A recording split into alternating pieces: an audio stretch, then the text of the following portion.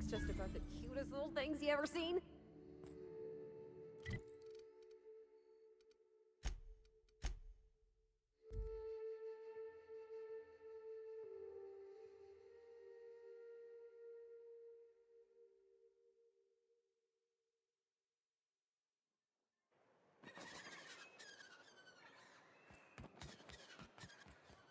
You ever been off Monarch, Nyoka? Before you met the captain, I mean. Nah, I mostly just drank and hunted. As soon as you stop to dream of other things, that'll be the day something sneaks up and eats you. Don't fret, I'm watching your back now. Anything tries to eat us, I'll give it a mighty whack on the nose. Well, I'll be damned. You watch my back, I'll watch yours. I see you stuck around. That was a real popular meal 10, 20 years back, before the board tucked tail and ran. These days, everybody's had a belly full of salt tuna. They all want borscht. And the mushrooms, well, not many venture out of town, what with the monsters hereabouts. I can whip one up for you, but it'll cost.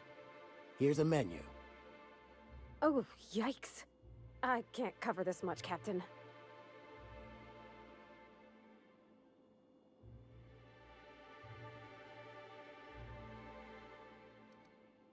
What? No, Captain, I don't want you to do it this way. It's all right, miss. I'm a coward at heart. Made that clear from the outset. Look, Captain, this is the best I can do without putting myself out of business. I'm mighty glad you reckon so. This is gonna take about an hour in the oven. Nothing I can do to speed it. That's just how cooking works.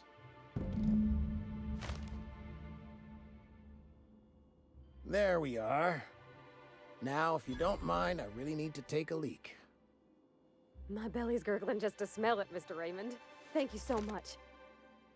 A pleasure to help such a charming young lady. You're a gentle soul, miss. Be careful with this one, all right? She's kind of a brute. Oh, gosh. My tum's rumbling just smelling that casserole. The dustback casserole Mr. Raymond made smells incredible. Oh, I kind of want to take a little taste. But I'm gonna be strong. Now look how cute these cakes from Cascadia are. Someone even traced little hearts in them. I guess that settles dinner.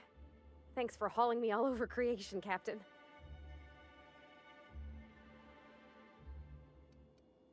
Well, I was gonna, but then it hit me. I got this nice meal all planned out with music, and I got that soap to scrub up with, but I don't got nothing nice to wear, Captain.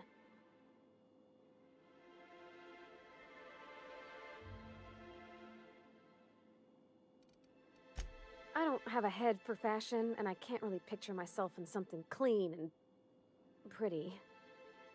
There's this place I heard of in Byzantium, Joliker's Haberdashery. I bet I could find something nigh on perfect at a place like that.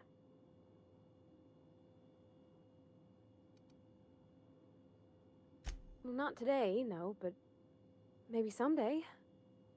I know this is all a little crazy, Captain, but I think it's gotta be this place. I saw the lady who runs it on Aetherwave, and, well, she made everybody she dressed feel better. Confident. Thanks, Captain. I know I've been asking a lot, but you help me out every time. You're the best.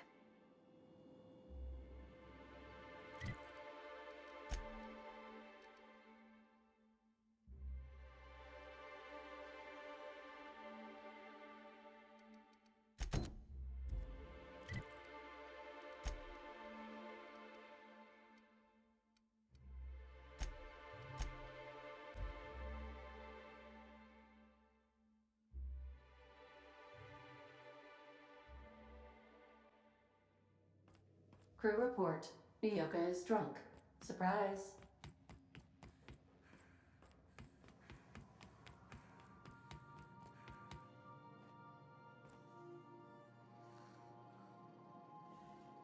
Cleaning done quiet is cleaning done well.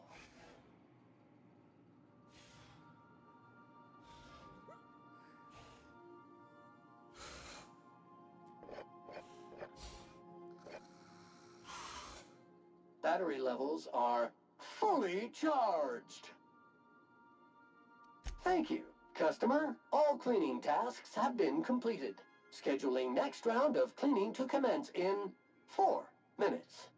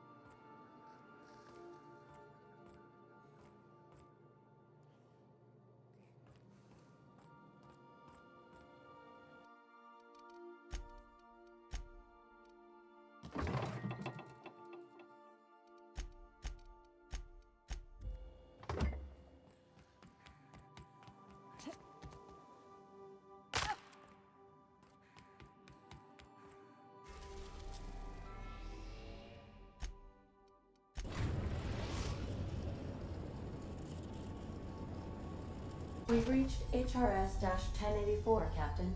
It's emitting a very weak docking signal. I almost mislabeled it as normal etheric static.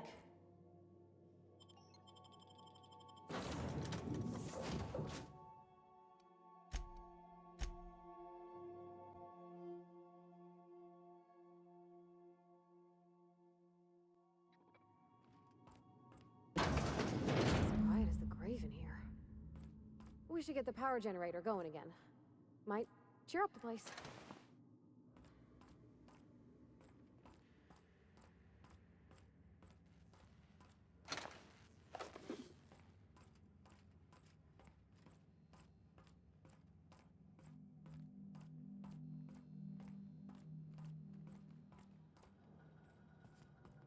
Got it. Heads down.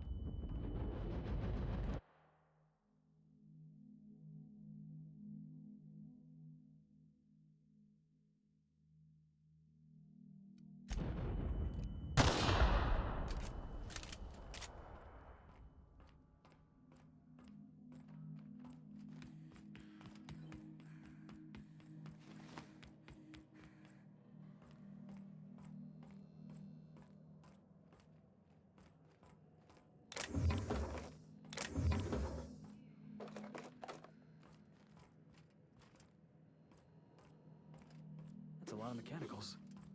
If we power up the station, you think they're gonna power up too?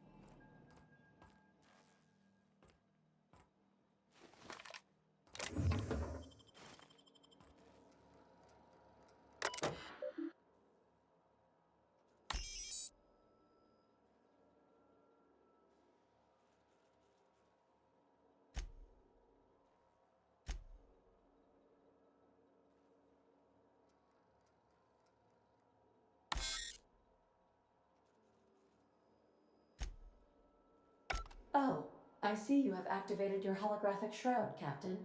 Excellent.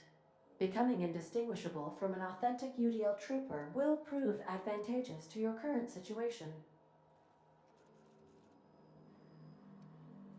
A UDL vessel has been tracking our position and just recently docked with the station.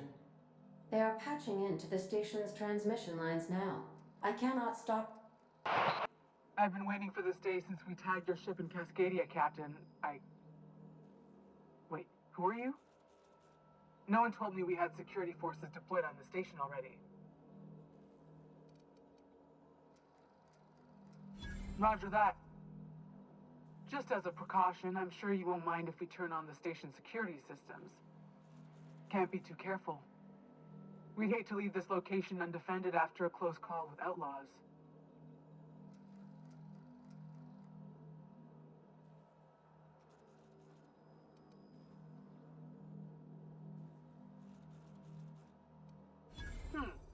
That should have been fixed by now. As you say, we'll just head out then. Safe travels, soldier. The UDL gunship is undocking from the station. They appear to be departing into space.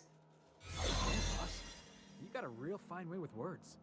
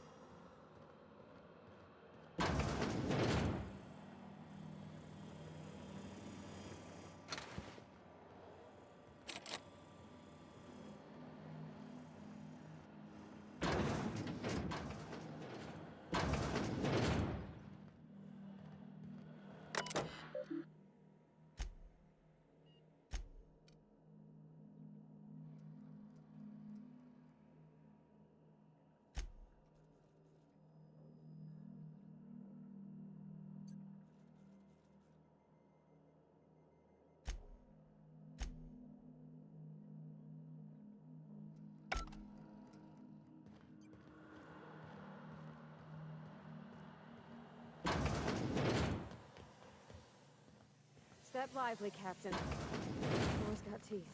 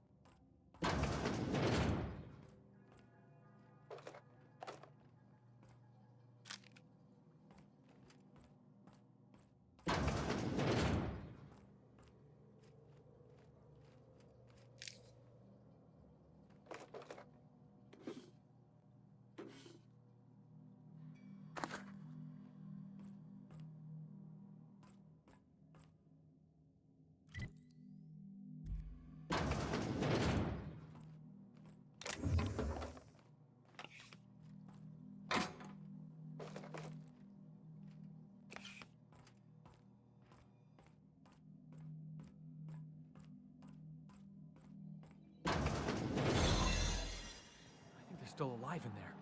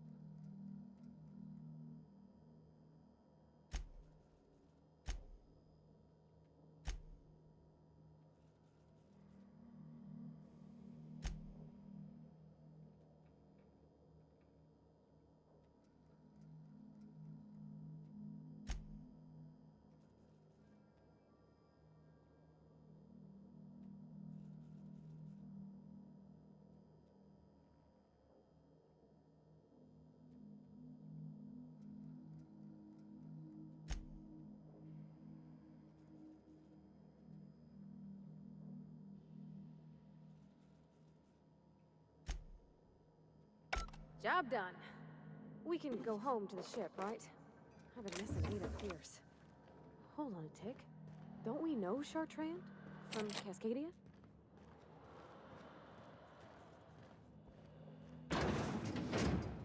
Shh. Easy now.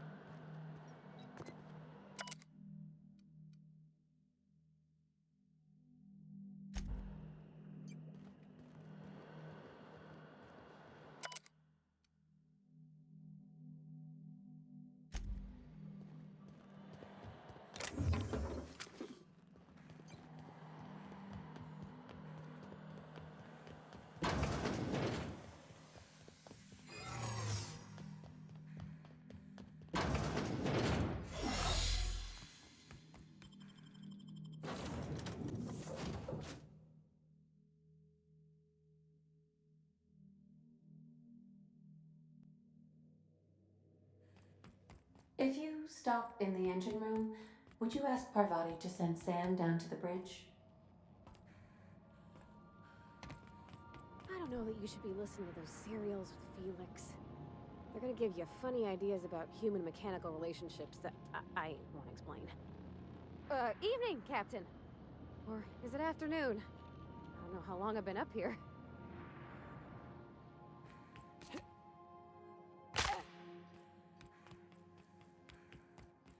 Captain, I wish to offer my commendations for convincing the UDL's gunship to leave HRS-1084. I did not favor the idea of being stripped and sold for parts.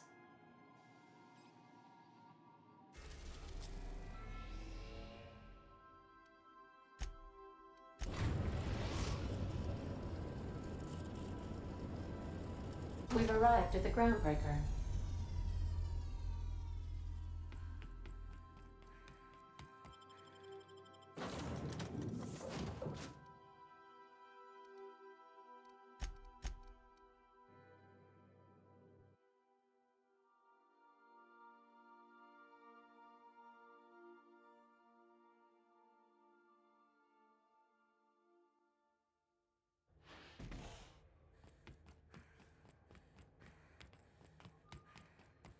Heard from the lasses down on 22.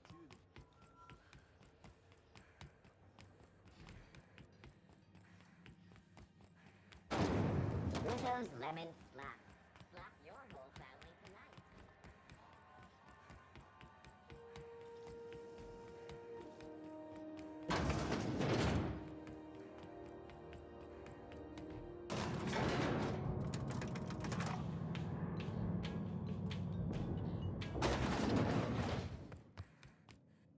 Finally, a base of our own. Soon we'll have eyes on every corner of the system. Well done, Captain.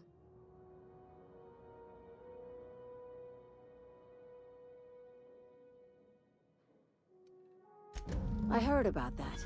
While my lawyers scratch their heads wondering how we deal with human salvage, I'm leaving the researchers in hibernation. Aside from the automated security, did you meet any resistance at the station? I knew it. They've been shadowing us since Monarch, maybe even longer. I've been less than honest with you. Your assignments weren't strictly about the salvage business. You might have figured that out already.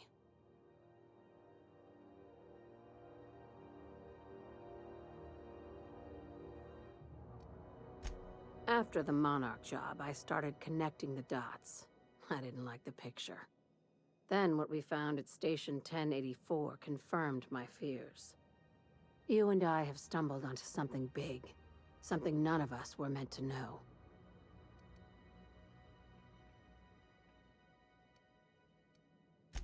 Maybe the worst. Ask yourself why a skeleton crew was studying that Alta Vitae gas in secret. Ask yourself why stockpiles were hidden on a planet full of monsters. Before we go any further, I want you to keep an open mind. Can you do that for me, Captain? Aliens. I'm talking about aliens. They're the ones responsible for the deaths at 1084, and who knows what else. We have to put a stop to it. I knew it. Aliens from other worlds been visiting Halcyon. At least one of your crew can keep an open mind.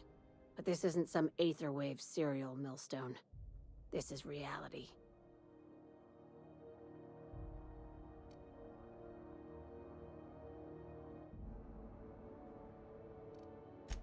I'm saying it's aliens. I'm not asking you to like it. I'm not even asking you to believe it. But I need to act on this threat to the colony, and I can't do it alone. Damn, she's serious. Tragic, ain't it? What age does to your mental faculties? Your crew is skeptical. That's good. I don't want you walking into the unknown with blindfolds on. I assume you have questions? If we're gonna see this through, I'll need your trust and commitment. Now's the time for setting doubts aside. conspiracy. One carried out with the help of human collaborators, assuming they haven't all been replaced. This is an invasion of our very cells. That damned gas is mixing our nucleon with halcyon biology to twist us, change us, make us more like those monsters on Monarch.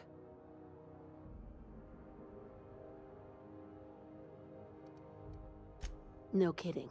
That's how they want it. When I lined up the evidence in my spreadsheet, there was only one possible conclusion looking back at me. This is my data talking, not my anxiety or lack of sleep.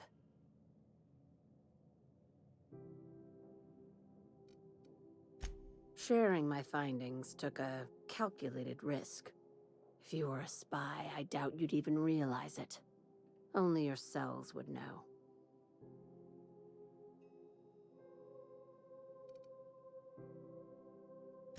Tobias, get my knife. The big one.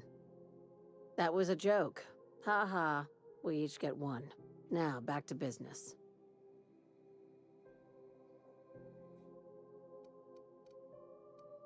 If you don't believe me, go pay a visit to the puppet master who's working against her own kind. Dr. Chartrand is the crooked psychopath behind the gas experiments. She sold out her species, and I need you to put a bullet through her skull.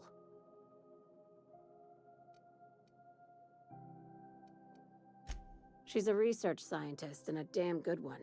Before UDL poached her, she engineered a 0.2% increase in cystipig juiciness. Now she's doing the same thing with humanity. Her fingerprints were all over Station 1084. You saw what she did to her team.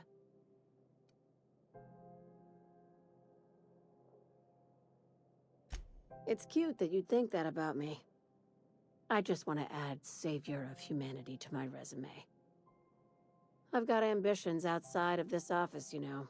Besides, this way Sublight gets first dibs on alien salvage.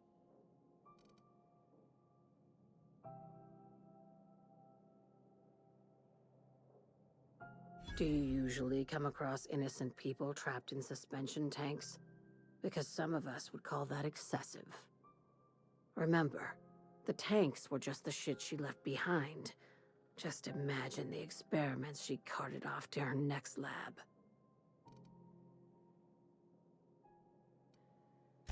We're far beyond theories. Chartrand's logs, the gas, the suspension tanks, how much proof do you need? Wake up, Captain. An invasion needs collaborators working from the shadows. She has access to the board, unlimited funds, and a colony full of sheep.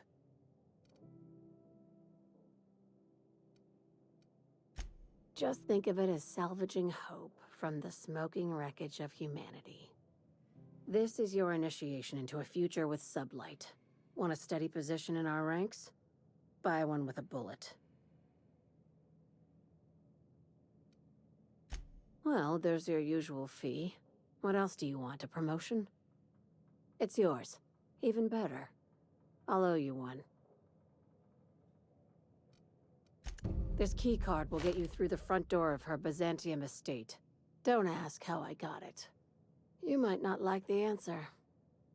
By now, the other side knows what you're doing. Don't trust anything Chartrand says. She's compromised down to the bone. Maybe even deeper than that.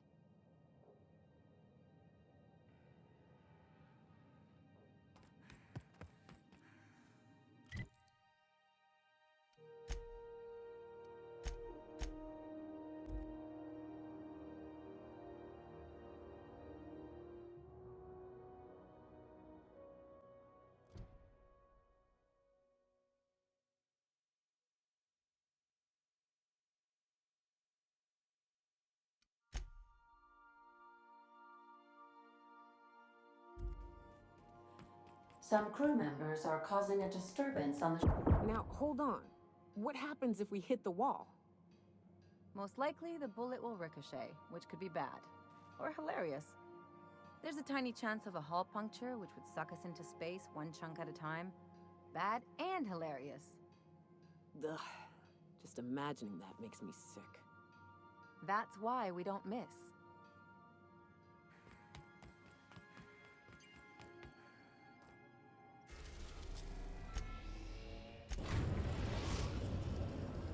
We have successfully arrived at Phineas's orbital lab, Captain, and we are still in one piece. Shall I congratulate myself, or would you like to do the honors?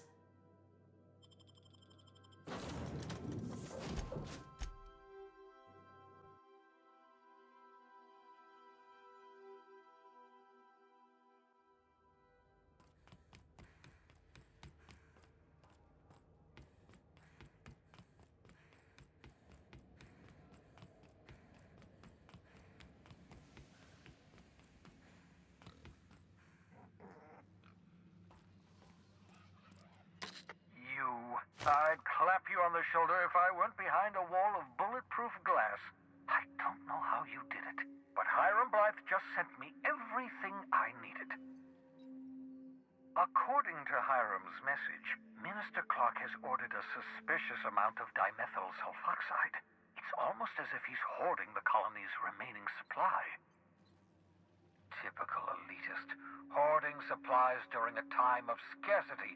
Once I have those chemicals, we can revive the Hope's colonists and put some decent people in charge. So, good news. You're going to Byzantium and stealing those chemicals. Exciting.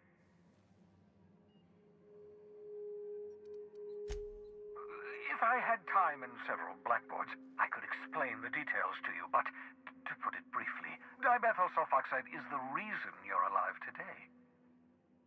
The chemical is absolutely essential to reviving the Hope's colonists. I need you to steal as much as you possibly can. The more, the better. If you don't bring me enough chemicals, I might not be able to save the Hope's colonists, and then nothing will stop the board from destroying this colony. Aloysius Clark, Minister of Earth. Virtually every colony requires the presence of a Minister of Earth. Clark is complicit in every one of the board's crimes. Whenever the board issues some new decree, you'll find Clark's signature on the dotted line. Ah, yes, the details. I'm not about to ask you to rampage through Byzantium trading bullets with the board's agents. We'll have to resort to subterfuge. Carmen Imagawa. She's my contact in Byzantium. Meet her at the docks. She'll have all the necessary intelligence you require. I'm giving you my old nav key to Byzantium. You'll need it to land in the Golden City. Remember, you're looking for dimethyl sulfoxide. Big green bubbling vessel with a warning label. I'll take as much as you can find.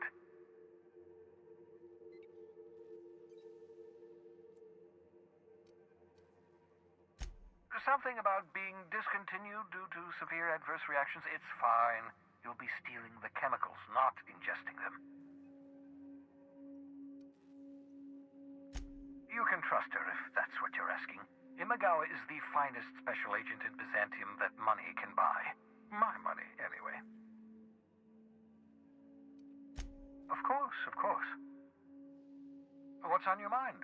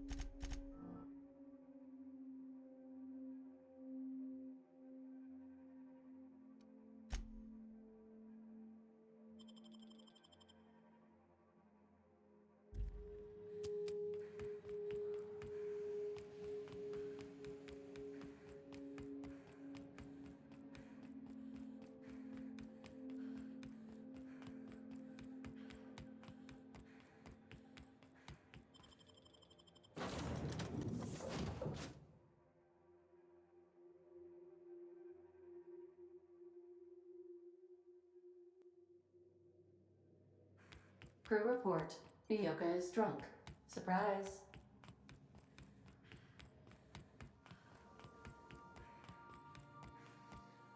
No challenge is too large, no mess is too small. On standby for command.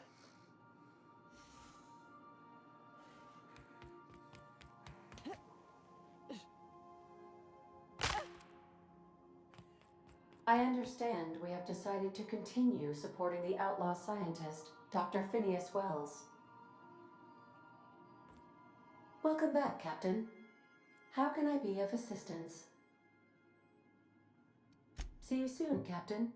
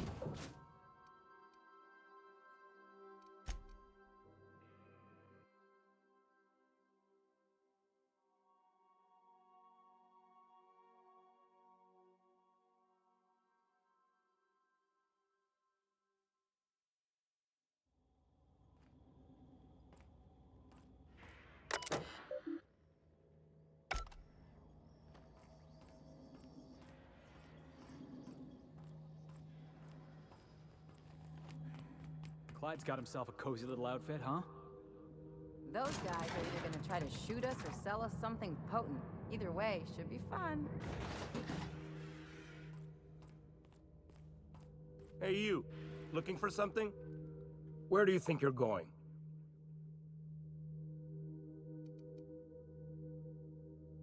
Yeah. The captain said we might be getting a new recruit. That you, then? Sounds like Clyde's jumping to conclusions, but yeah, I'm Felix. You're on a first-name basis with Captain Harlow, huh?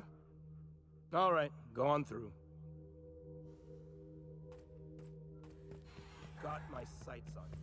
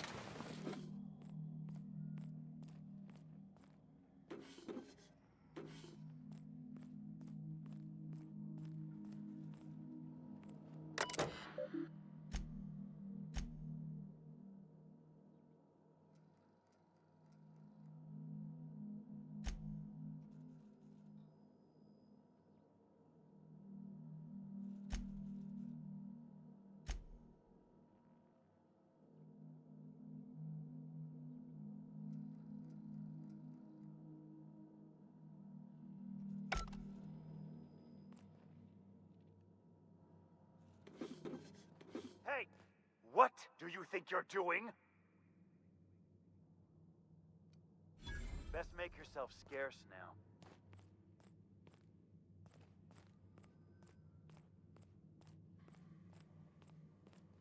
Been ages since we had a good haul. No freighters, no jobs, no contracts in weeks. Standing around kicking rocks.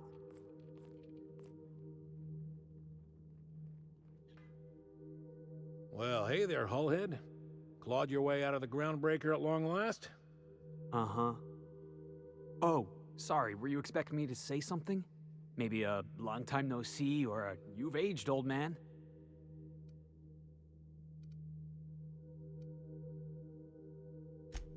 So, you took Felix under your wing. Kept him busy. Good. Kid always needed a place to belong. I don't know what you're trying to say, but he's earned his keep with us. Hear that, Clyde? I've been making something out of myself. So long as you haven't been making a fool of yourself. I'm sure Felix has no end of stories to tell of your exploits together. I look forward to catching up with the boy.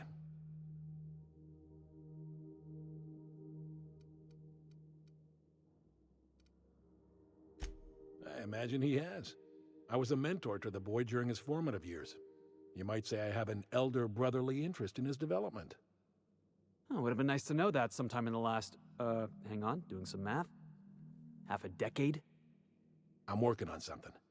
Something big. Something the likes of which Halcyon has never seen. And I want Felix to be a part of my initiative. I'm fulfilling a promise I made to the boy, that one day, he and I would change the colony together. That day has finally arrived. Easy there, Clyde. No one said nothing about throwing in with you. In case you didn't notice, I'm pretty happy where I am. I'm not asking you to walk away from your captain, Felix. But neither should you allow yourself to be controlled by fear. Change is not to be feared. I brought you here because I want to know where Felix's loyalties lie. When the day of our revolution comes, I want to know that I can rely on him.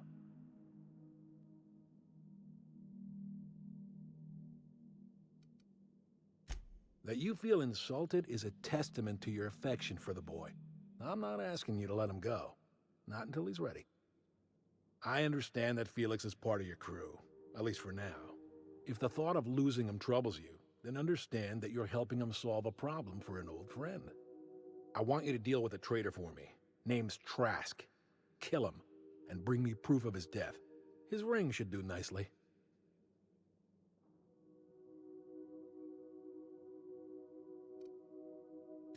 We're not a band of common pirates, Captain.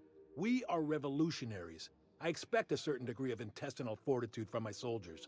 Trask was a coward. Ratted us out to the board. He's been an informant. Has been for years. When he realized I was onto him, he and his little cadre mutinied. Killed 5 of my own and tucked tail. I don't know where he's hiding, but his wife might. Rosanna. Lives on the groundbreaker last I checked. Rosanna knows my crew by name and face, but you're a stranger to her. She'll talk to you.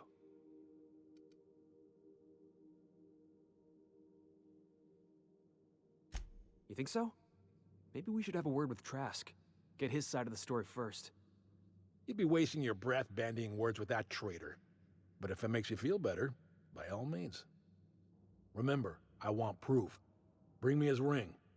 I don't care if the hand's still attached. Here, my token. Think of this as my personal signature. Anyone who knows me by my works will know me by this token. Well enough. It's been a few years, but I still remember a thing or two. You had a chip on your shoulder. You'd argue over anything, and you'd never back down. What do you mean, had? And for the record, you never could admit when you lost an argument. You see what I had to deal with? Let's hear it.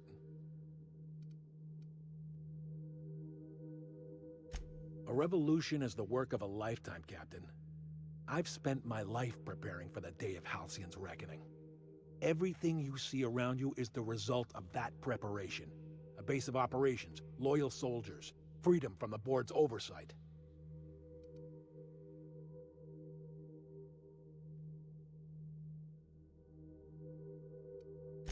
The skies around Scylla are curiously absent of patrol ships. It's almost as if the board's sphere of influence is shrinking. Besides, our facility is well armed and located on defensible terrain. If the board tries to lay siege to us, we'll make them pay.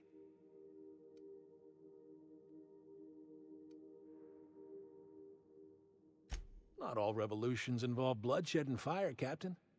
The purest act of rebellion is to live according to one's own means, independent of any masters. One day, when the board is weak and Halcyon vulnerable, we may claim a piece of this system for ourselves. Until then, we bide our time.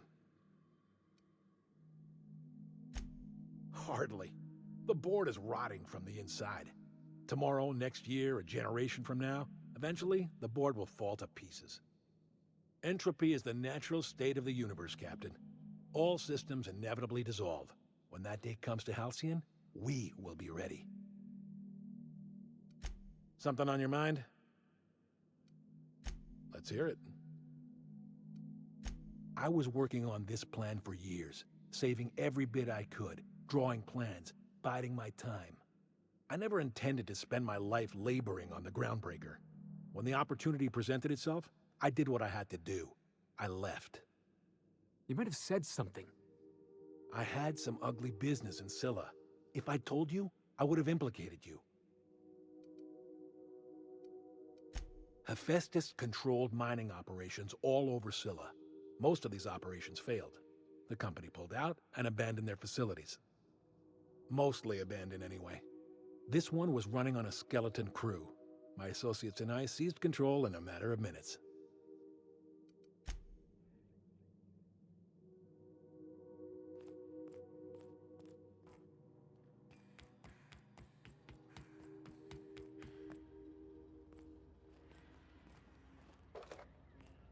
Hey, you! What do you think you're doing? Best make yourself scarce now.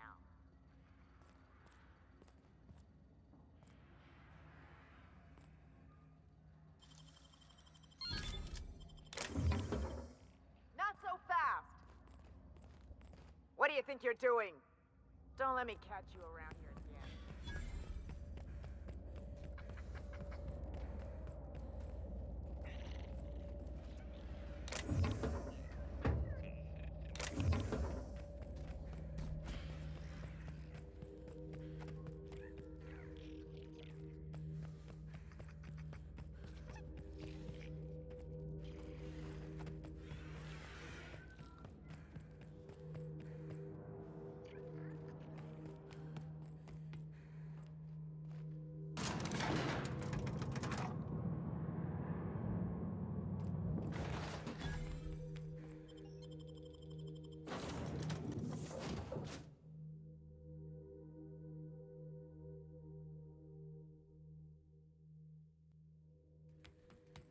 Didn't I request no more fertilizer shipments be brought on board? Who keeps ordering these? Greetings. Clyde's got a crew of his own, huh? Good for him. Did you want to ask me something? I know. Clyde comes off rougher than Mantisaur hide. He's a good guy, though. Just gotta get to know him.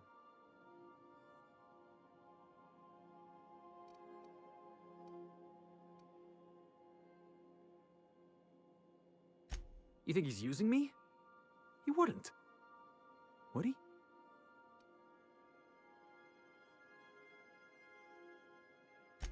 That he's probably using me. Yeah, you're right. I guess he thinks I'm still just some wide-eyed tenderfoot looking for a scrap. Maybe we should go have a word with Trask. Get to the bottom of all this. Yeah, boss?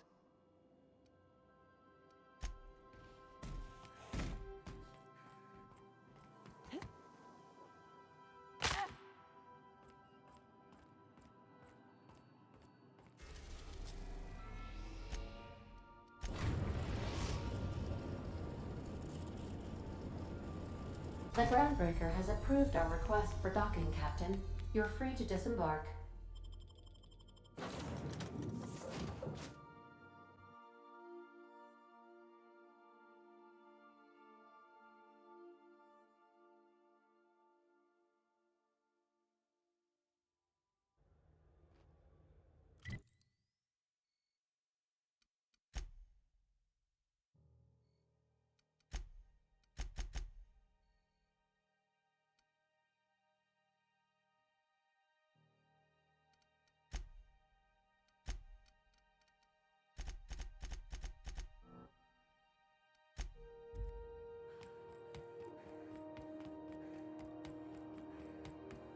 You see we had a conveyor pull in?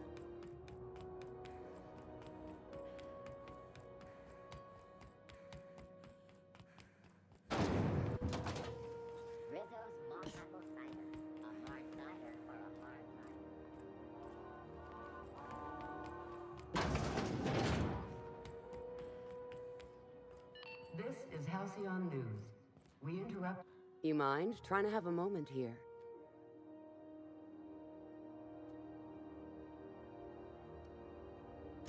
Rufus and I are no longer on speaking terms. I don't know where he is, and if I did, I wouldn't tell you.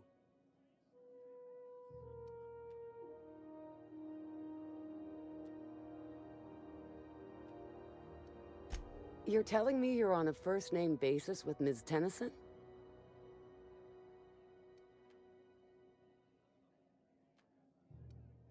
Yeah, the promenade doesn't feel like I'm walking the surface of Tartarus. So that was you, huh?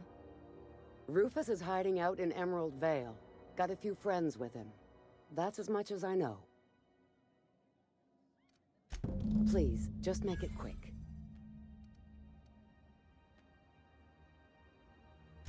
That's right. Our marriage contract expired some months ago. And seeing how he's technically an outlaw, I wouldn't renew even if I wanted to. Precious little. He and Rufus worked together on the Groundbreaker some years back before he vanished.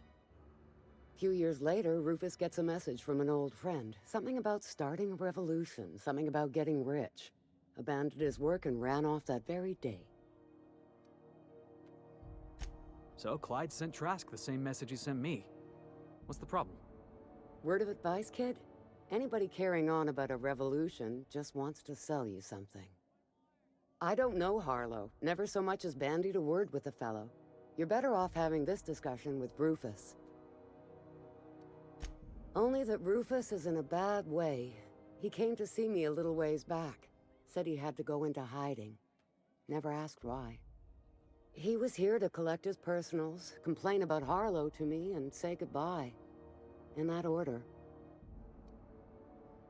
No, and he was particular about that. Said I was better off not getting entangled in his mess. Little late for that, says I.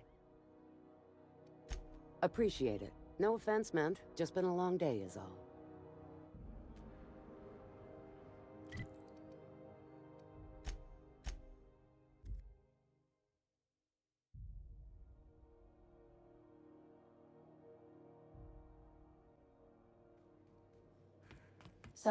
You're adjusting before you pull. You're anticipating it. Of course I'm anticipating it. What if I shoot a friend on accident? That's on account of your stance. You want to lean into it. Brace it. We still going after Trask, boss?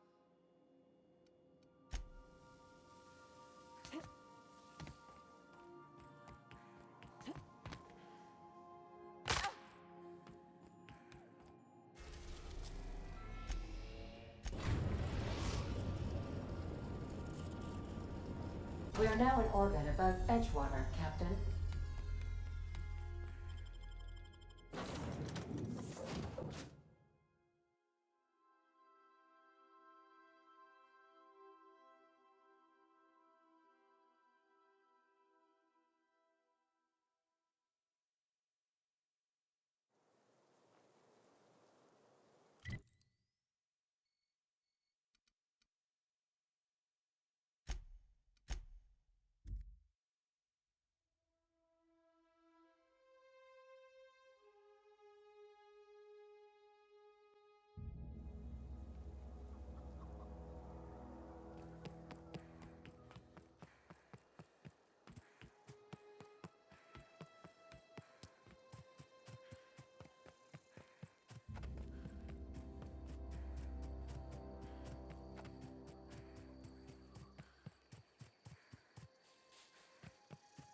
Heads up!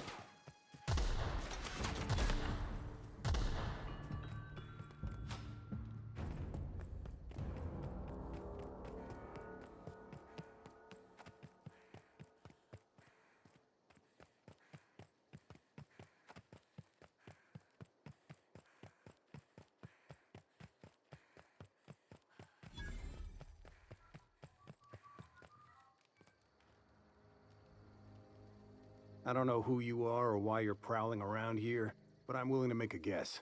You're one of Harlow's gun hands, ain't you? He sent you after me.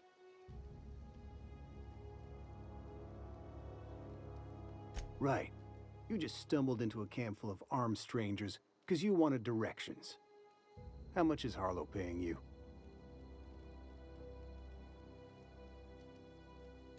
Let's assume I believe you. Tell me what you want.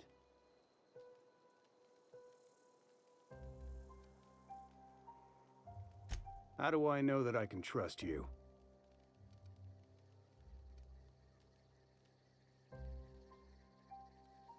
You've got good instincts, then. You were right not to trust Harlow. I never betrayed Harlow. Harlow betrayed all of us. The board's got him in their pocket, been paying him off for years. All that palaver about revolutions? It's a lie. You can't be serious. I've known the guy for years. Yeah, that's about how I reacted when I found out. That's the whole truth. Harlow's just another board asset.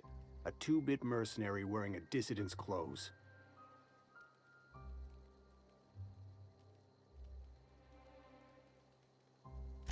Yeah, I've got proof. There's always a paper trail when the board's involved. I chanced upon some correspondence between Harlow and his employer. I don't know that it makes a difference. What was I to do with that evidence? Bring it in front of the board? There's no authority in Halcyon willing to take Harlow to task.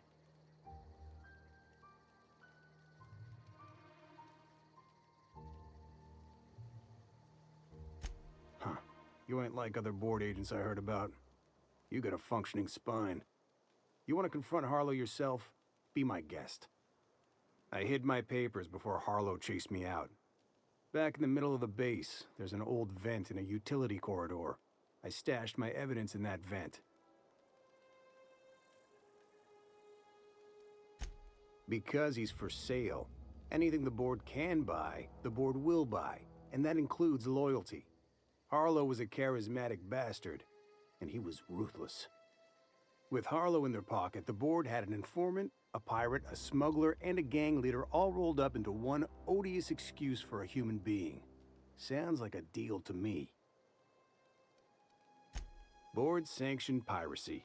Harlow went after the ships the board wanted destroyed, capturing anybody the board wanted captured. If we captured you, we'd ransom you. Harlow liked to do the job himself. Gather up the captives on his own ship, vanish for a couple of days. Only that's not what happened. Harlow's been selling his captives off to the board. I don't know where they ended up. Re-education, Tartarus, maybe worse. Take it you've made up your mind. You gonna tell Harlow I'm dead? May as well. I'm never going back to that life again. Here, take the ring. And for what it's worth, my gratitude.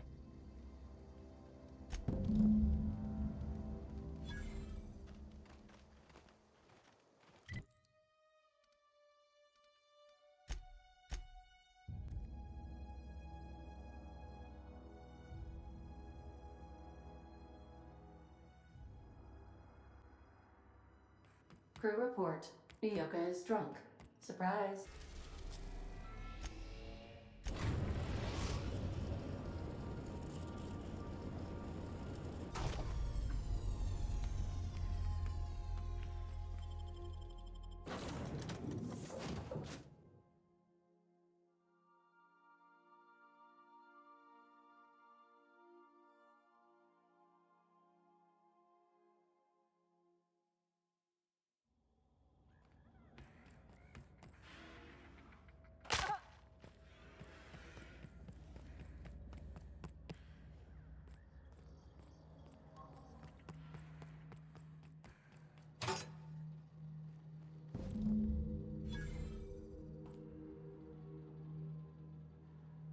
Clyde Harlow, agent of the board.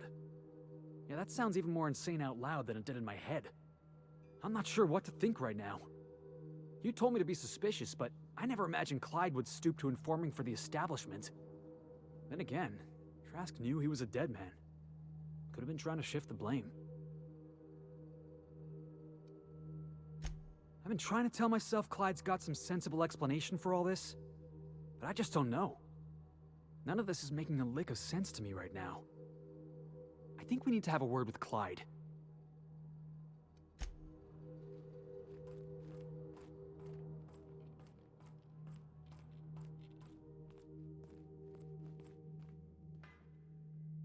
What's the word?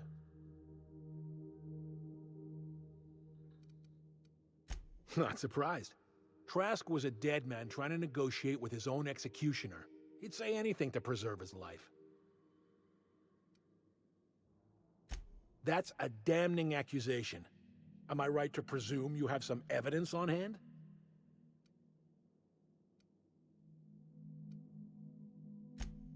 Those papers don't prove a thing. We've all done business with the board. They own the whole damn colony. Trask put you up to this. That miserable wretch. He's trying to undermine everything I stand for. You've got a lot of nerve calling me a liar to my face.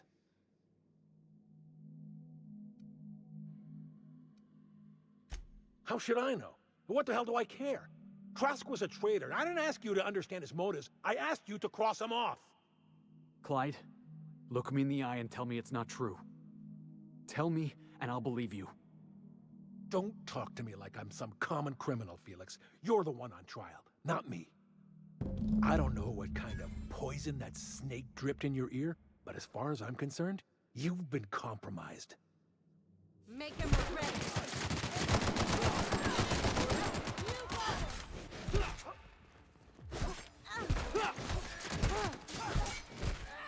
I'm out! Reloading!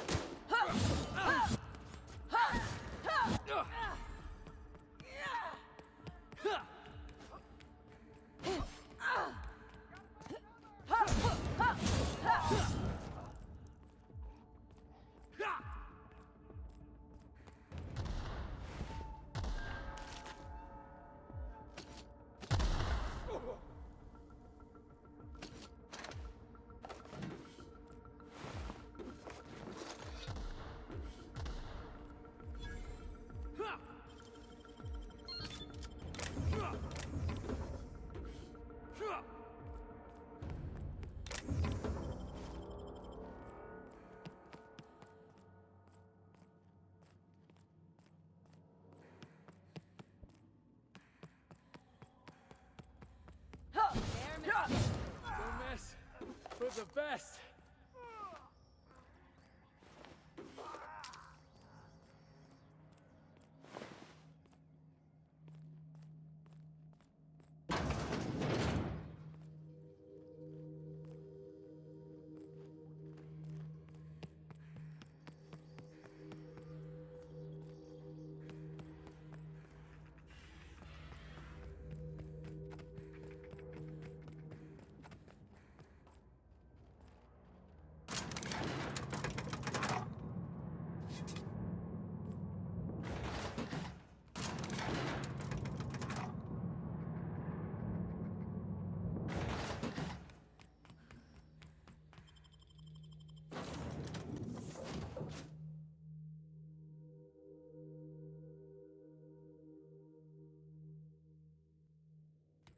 A reminder to all crew members, there is only one toilet on the ship.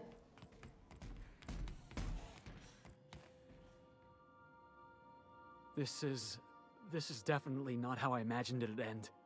The void's black, water's wet, and Clyde hated the board. That's something I just knew. Now? I don't know. I don't know what to think.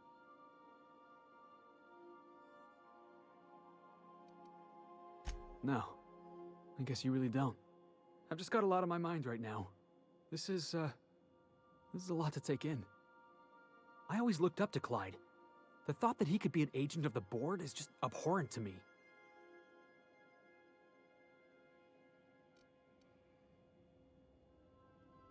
It's pretty harsh, boss. You including yourself in that lesson? Yeah, I guess I don't know what you're about. But I know you treated me fair. You've given me a lot to think about. I'm gonna be mulling over this whole mess for a couple of days. Part of me wishes we'd put Trask in the ground. You know, I think that's just my frustration talking. Thanks for your time, boss.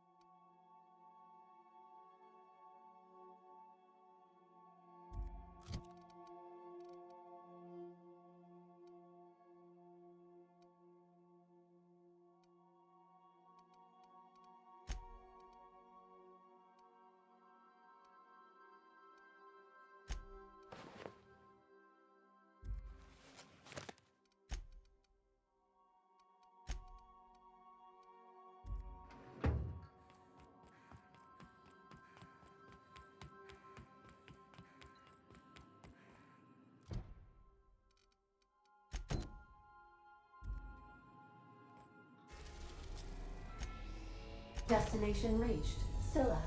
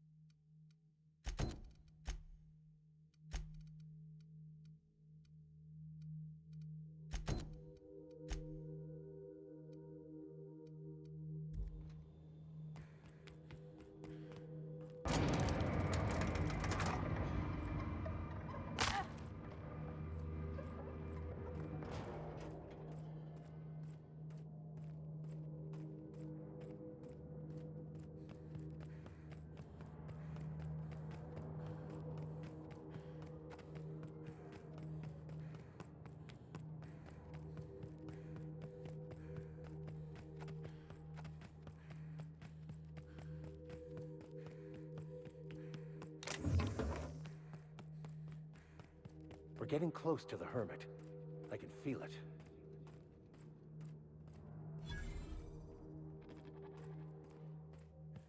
Unexpected.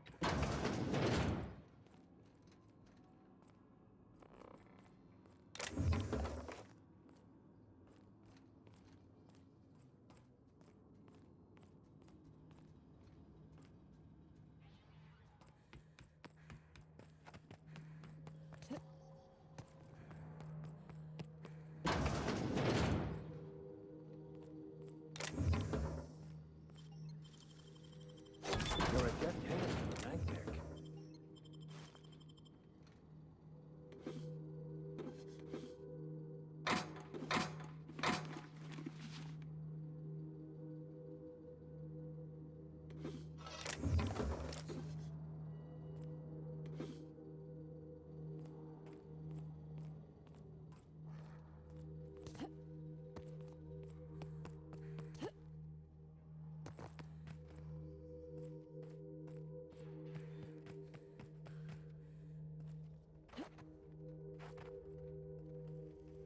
Easy does it.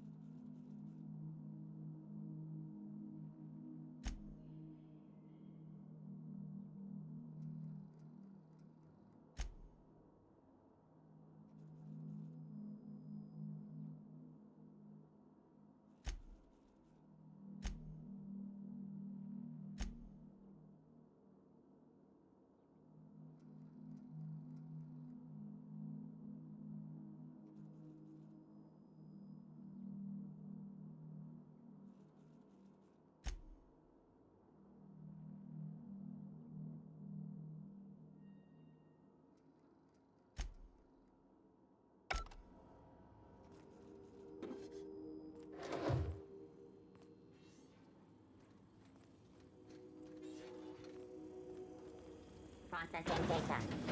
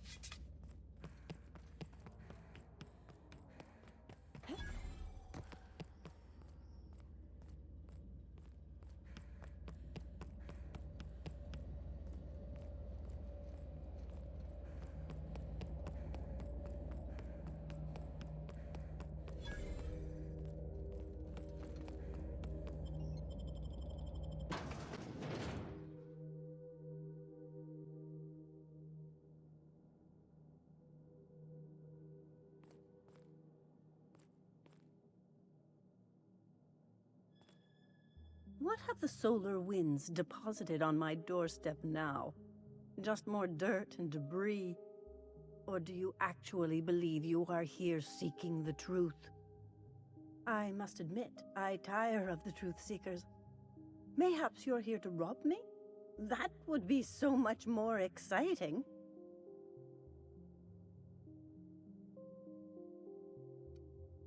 We've been told this was once yours. I believe the knowledge within here contains the answers I seek. Answers that will free men's minds from toil. I can translate it, but it won't do you any good. I can see you are a man in a hurry, and the insights in that book would take you years of study to fully comprehend. I've spent my life in contemplation. I believe my mind is prepared to receive the truth.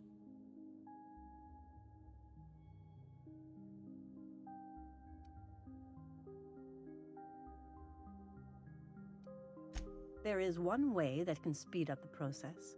It involves a combination of several ingredients, some of which can be fatal. It is not for the faint of heart or the unprepared.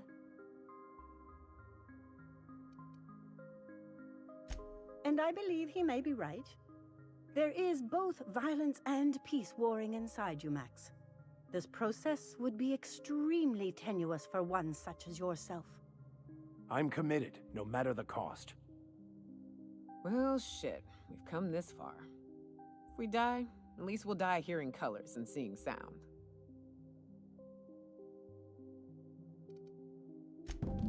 All right.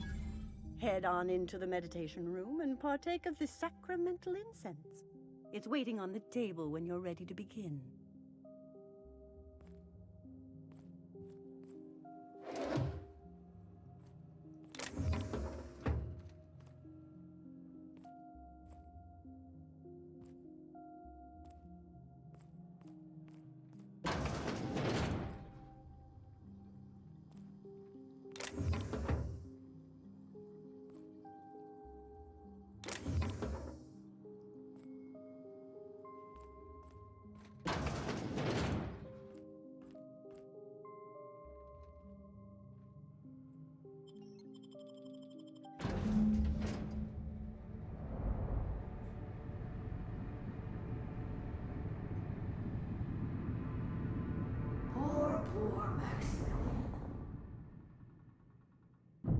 Maximilian, why are you still doing this?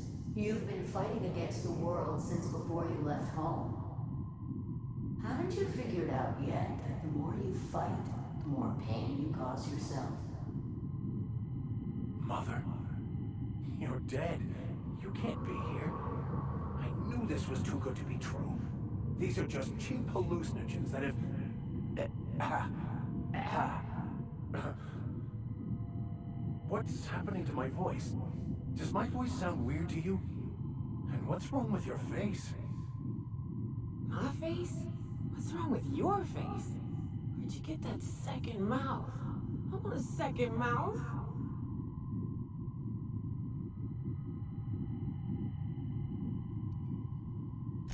We are obviously the victims of a tasteless joke being perpetuated...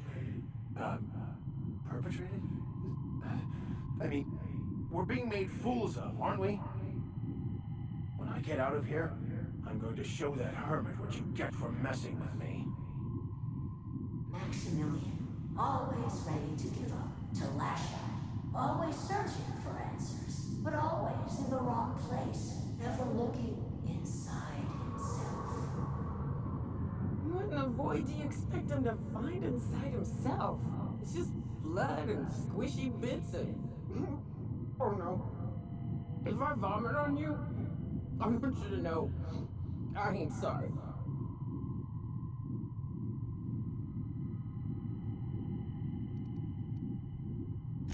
And platitudes from a figment of my imagination, no less. Who said I wasn't a figment of your mind? But you know the truth. You don't need someone else to tell you. You've always known it. Everyone knows it. They just won't see it. We're overwhelmed with stories from our earliest days. The stories others tell us, and the stories we tell ourselves. These stories are how we try to make sense of our lives, but they are not real, are they? They're just stories. You need to drop your story and see the truth. I could tell you all manner of stories. If I weren't I'm sticking to alcohol from now on.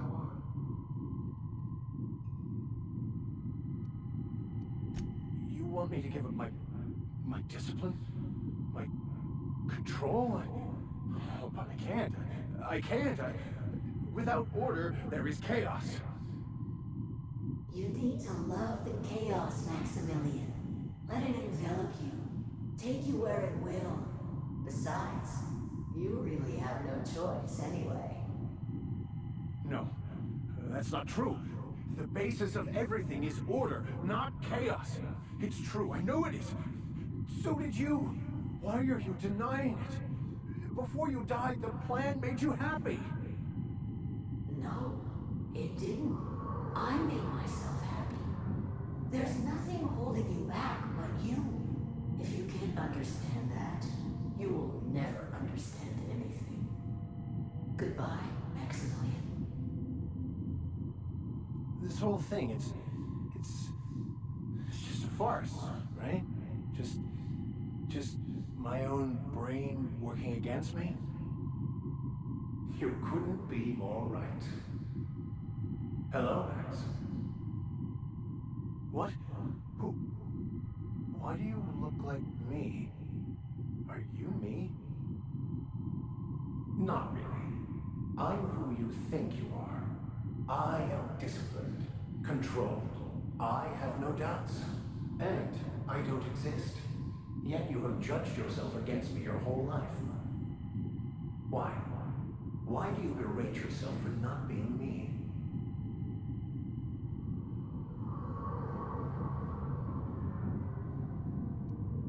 I don't feel right about this anymore. I need to get out of here. You asked for this. Why are you fighting it? The same reason you always do. Fear of the unknown. Not having control. Is this the answer? Because it sure sounded like an answer that I don't understand. Who are you again? And why do you look like me? Oh no. Ooh, no. One uptight holier-than-thou preacher man is enough of a hassle. Now we got two. Time to go, Captain, before it gets worse.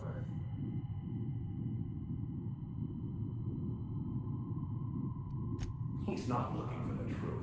He's looking for a new way to organize reality in his head. A new story of the happy you, the contented you, me. That's not... It can't be right. I've only been searching for the answer to the equation, because it will set us free, won't it? How? By removing the need to make any decision. To have your life completely controlled. The illusion of certainty. Your obsession allowed you to avoid the real question. Who are you? I'm Max. Me! I'm real. You can't convince me otherwise. Please don't convince me I'm not.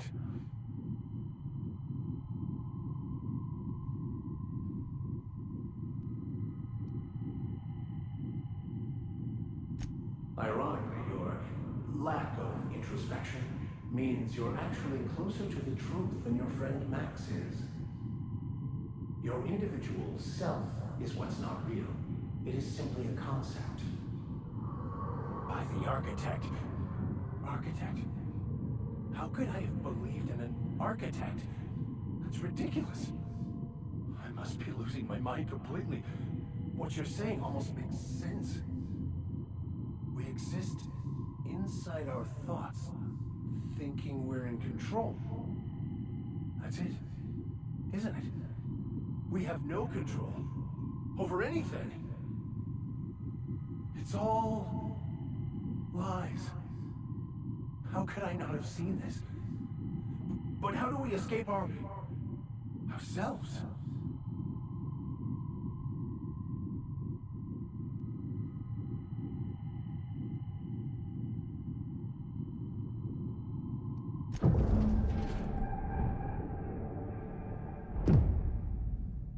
I see you're back with us. Feared we lost you there. Never seen anyone pass out yet stay upright before. I woke up.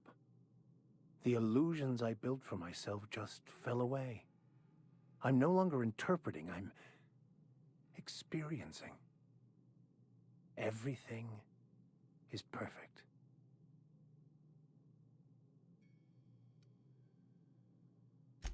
In a way.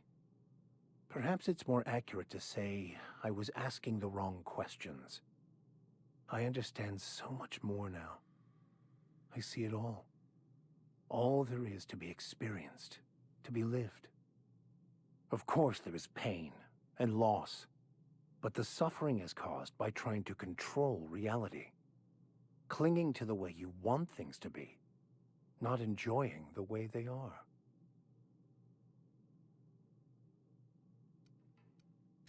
I am content. I've finally found what I was looking for, even though I was looking for the wrong thing.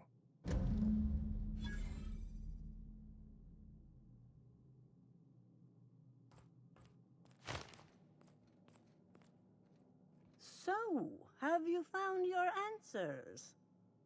Not so much found as finally listened. Yes, it is quite the convoluted maze we build for ourselves.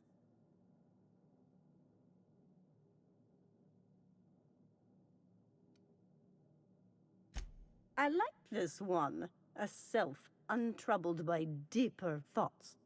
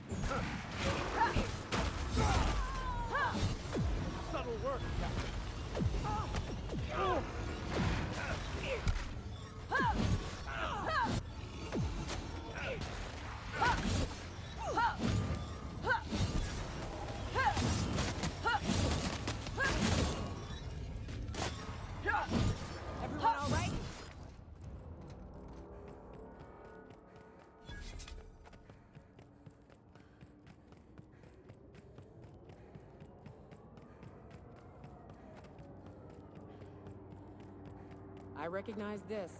They're dead set on screwing this place up, too.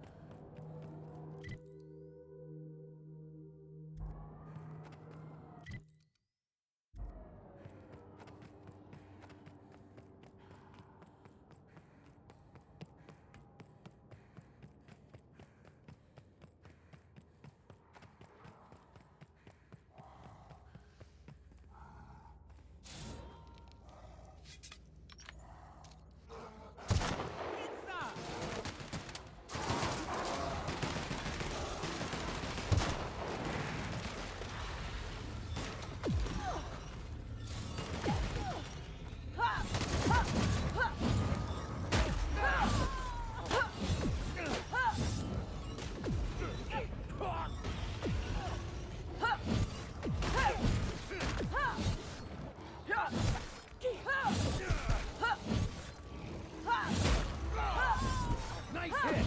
Well done. We're still alive.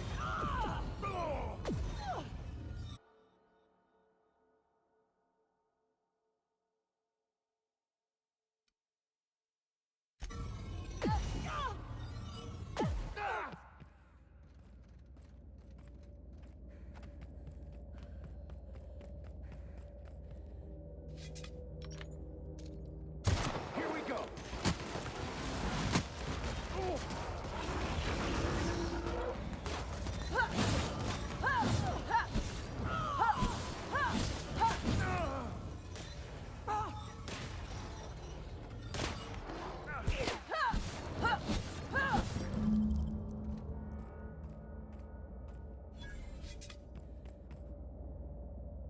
That queen ain't gonna go down easy. I can't wait. What's up?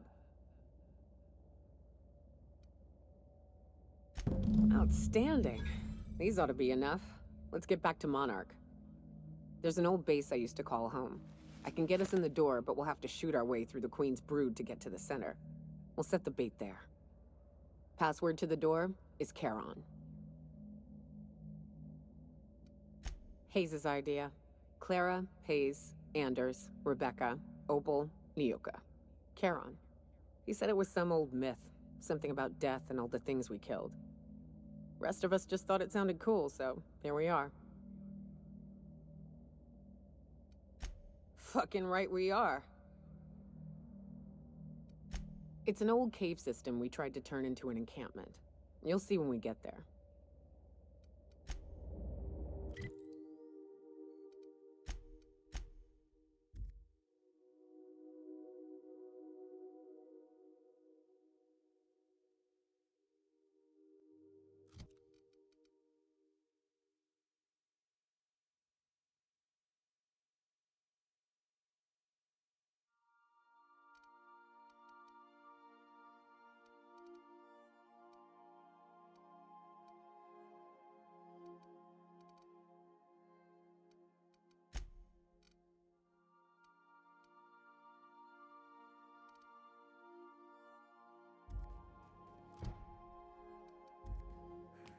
Captain, Felix and the Vicar are arguing again.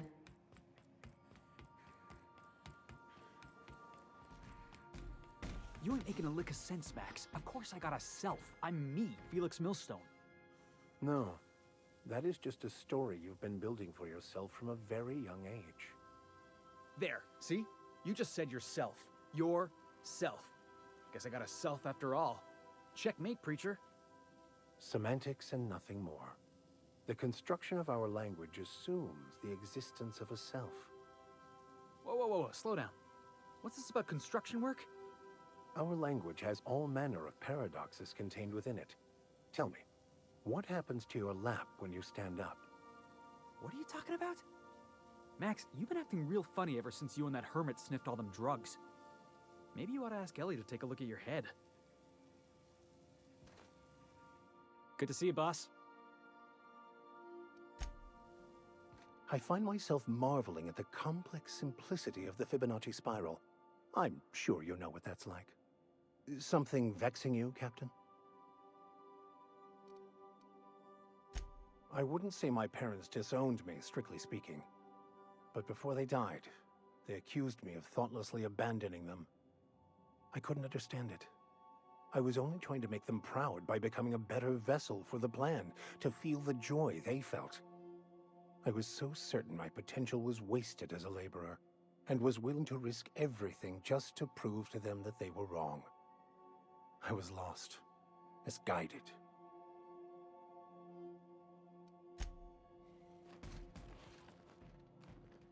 So, we're just gonna march straight into Byzantium and acquire some rare chemicals right under the board's nose? I sure hope you negotiated for a raise with this Phineas guy.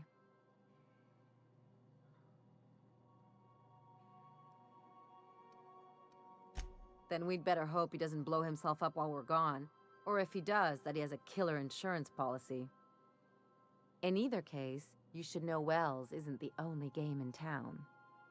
The board's put a bounty on his head, and they've got more than enough bits to pay it.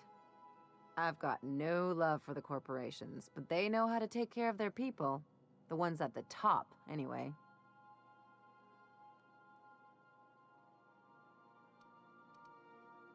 Everyone is. The board just pays the best. I know you want to save the day, but don't forget to look after yourself. No one else out here's going to. Hey, don't get any ideas. I'm just making sure you last long enough to pay me at the end of this. Anything else? What did I tell you? His down with the man shtick was just an act. No one who yammers that much means half of it. Obviously not, and better for Felix to know that now rather than become the next Trask.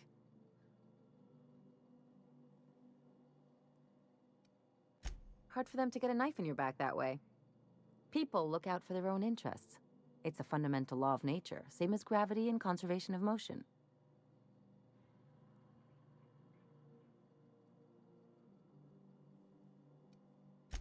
Sure I can. In fact, I bet you I live a lot longer.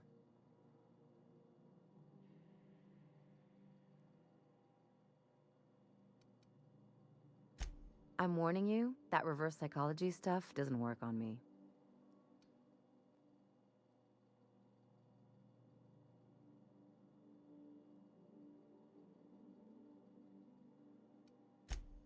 Sure do.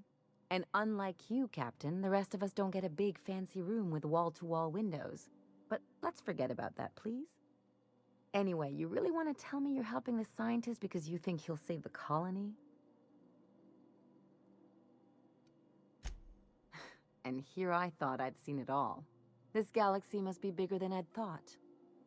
Speaking of lost causes, there's something I've been meaning to get around to. I haven't actually talked to my folks in a while. Shocking, right? Anyway, it's probably about time I paid them a visit. Given the dangerous life I lead, they've got to be worried sick.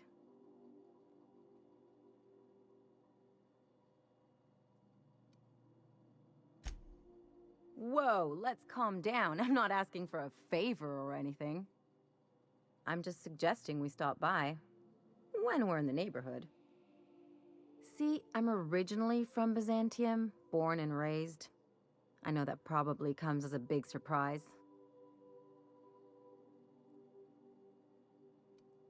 This is why I have to see them. They'll hardly recognize me.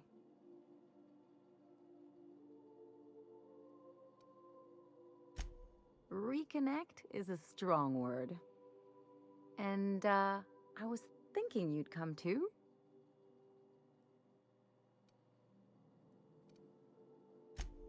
Because it would be fun. It's, well, they know me as Marilyn the Surgeon. They don't know Ellie the Pirate Sawbones. But you're authentic rabble. True riffraff. When they see you, they'll get it.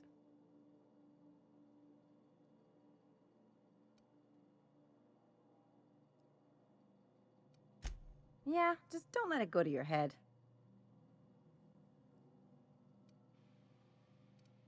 Of course not. I mean, not unless you want to bring a feral canid. Or a mantis on a leash. That'd make a real impression. Great. And when we get there, draw out your rough edges a bit. If you've got an outfit you haven't washed in a while, maybe one with some blood stains, wear that one.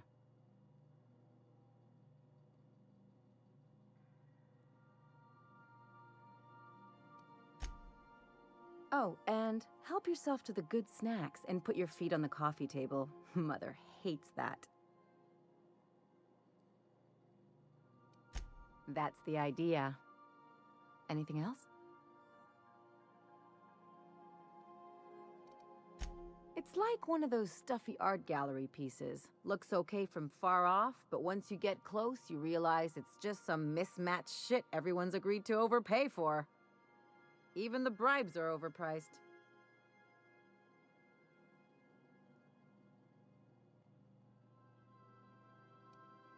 Don't trust anyone, don't touch anything, and whatever you do, don't show your teeth when you smile. What, like primals? Nah. People are extremely competitive about cosmetic dentistry. It can get ugly. The real question is, why didn't I leave sooner? There's all these invisible rules, and everyone spends all their energy just trying not to break them.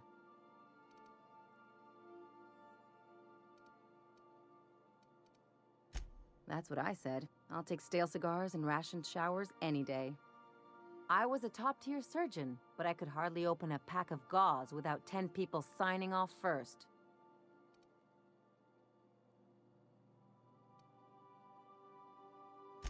That's no way to live.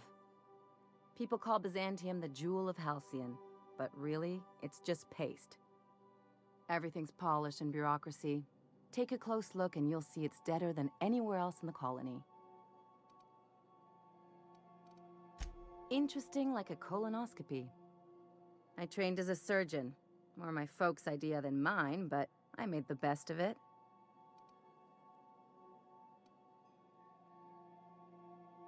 Lots of them, unfortunately.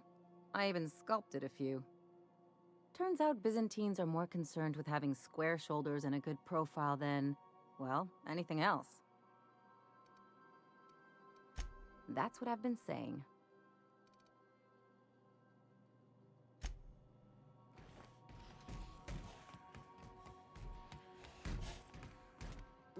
Hey, Cap. Oh, that's just Frida.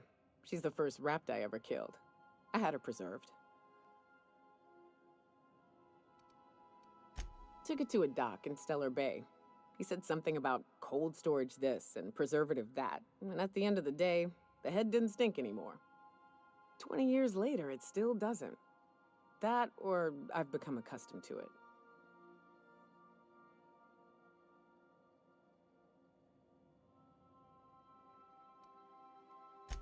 Me too, to be honest. I'd have thought she'd have started rotting years ago. Counting my blessings.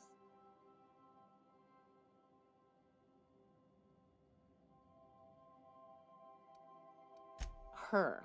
And of course, she's a great conversationalist. Never argues, never judges. Hey, Cap.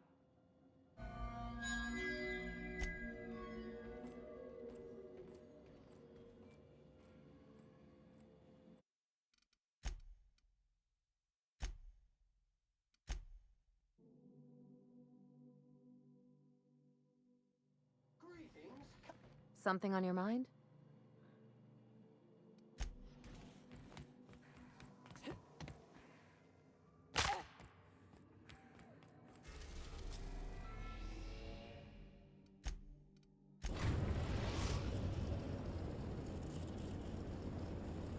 We are now in orbit above Byzantium, Captain. Please avoid damage.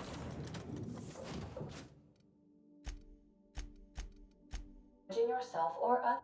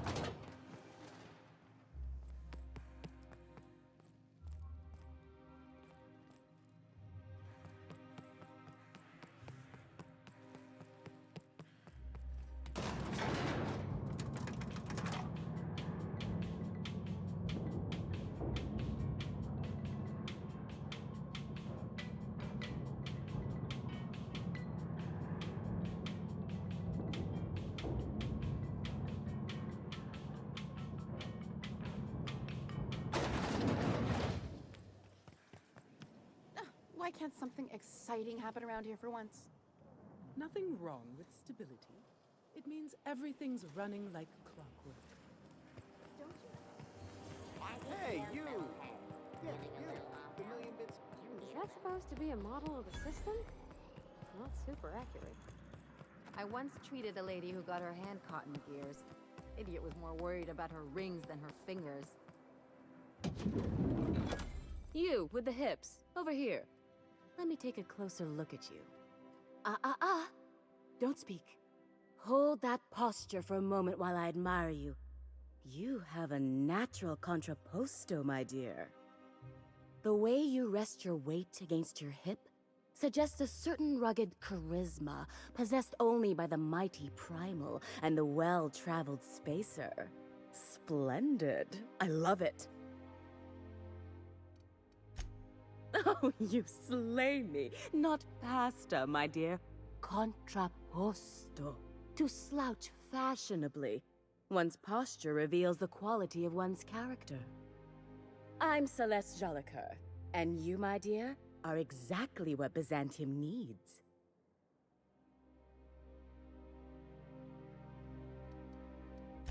Yes, perfect! That rakish audacity is exactly what I'm after. I'm working on a new line of clothing that will shock this city to its core, and I'd like your help. What do you say, my dear? Care to make history with me?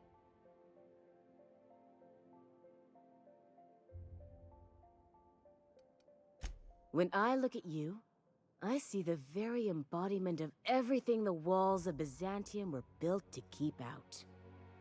Making an outfit worthy of you won't be easy. I'll need your help gathering the right materials. Everything I need to know can be deduced from a first impression. You're an outsider.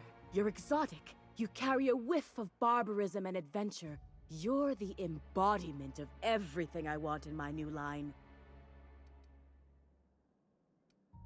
Marvelous! You and I are gonna wake this city up like a cold splash of wine to the face. What I need is a survey of the outside world. What does the common laborer wear? How do the wild-eyed madmen of Monarch dress themselves? I've heard rumors, but I require samples. Also, I expect you to model for me.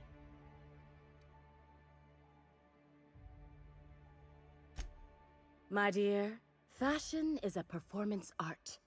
An outfit without a body is like an instrument without a player. I'll need you to model for me the following: the apparel of an iconoclast, the armor of a marauder, and a full ensemble of spacer gear, helmet included. And when I say spacer gear, I mean an outfit worn by real spacers. None of that garbage spacer's choice pedals. You have the bearing and demeanor of a born model. You're going to absolutely murder this job. I expect you'll cut an exquisite figure. What else do you need to know? I've heard rumors of these iconoclasts, half-mad zealots rampaging across the surface of Monarch. You'll have to find your own way into Monarch. I can't help you. Even if I could, I prefer not to interfere with your creative process. I don't know, I've never seen a marauder. Not in person, anyway. There are always Aetherwade programs, but I want something authentic. Byzantium is long overdue for a change of wardrobe, my dear. Something barbaric, yet elegant.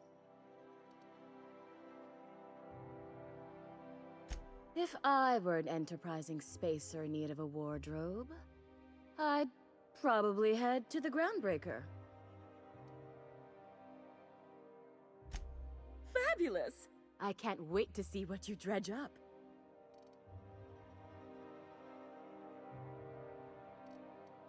You don't gotta be so forward about my reasons, Captain.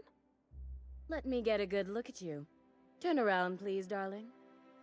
My word. Such muscular shoulders. You're a vision, dear. I am no such thing, ma'am. Nonsense. You're absolutely lovely. Chin up now. I have just the thing for you. Let me do a back-of-the-envelope calculation. Materials, labor, licensing and copyright. There.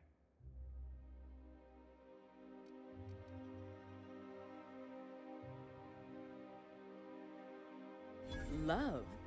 That's the ultimate luxury, darling. Love. Oh, gracious me. I don't get why that's funny, ma'am.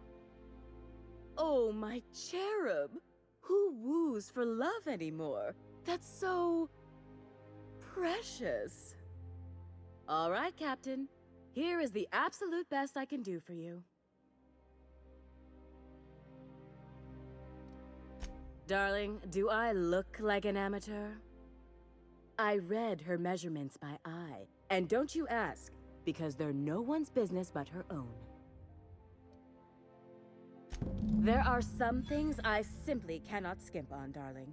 Such a lovely young lady deserves the best. Now stand back. Back! I'll enter the settings and get these machines spinning. You'll be broke to bespoke in merely an hour.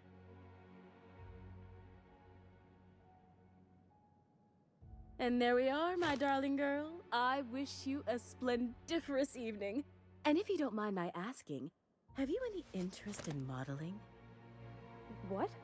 Oh, no, ma'am. All them eyes staring at me? I couldn't. No way, no how. I get scared just thinking on it. I wish you weren't so shy, my Violet. You truly are beautiful. I hope your date sees that as clearly as I.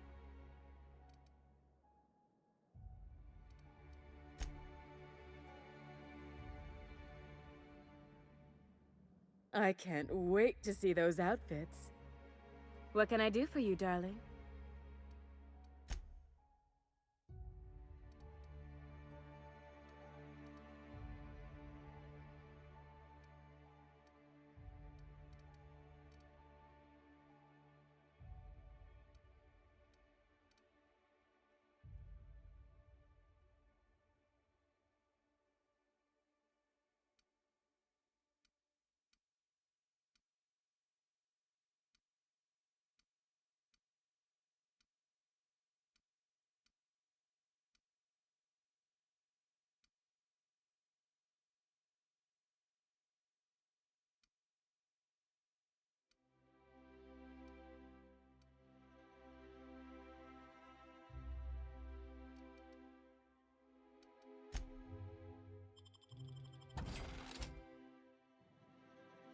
I can't wait to see those outfits. What can I do for you, darling? For you? Anything. Outside Byzantium? Of course not. There's nothing for me outside Byzantium.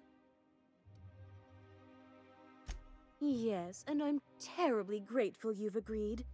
Look, darling, I don't belong outside Byzantium any more than a fish belongs on the land.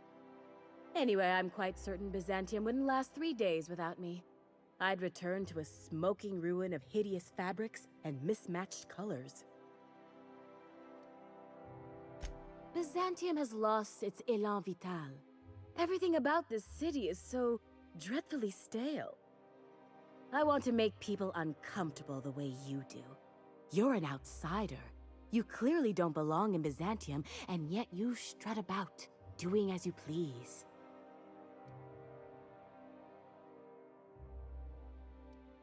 I am Celeste Jolicoeur, my dear. I am never wrong. You're very welcome. Oh, can you believe this outfit? It's so handsome, I'm almost afraid to touch it. Well, I guess that's everything then.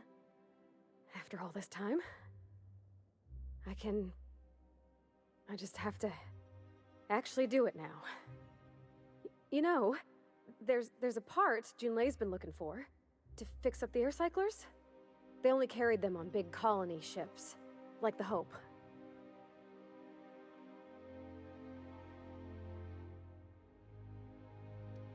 Yeah, that sounded pretty desperate, huh? Next time we dock with Groundbreaker, I'm doing it. I'll send June a message and ask her over. Oh, this is real scary, Captain. I'm grateful for all you done.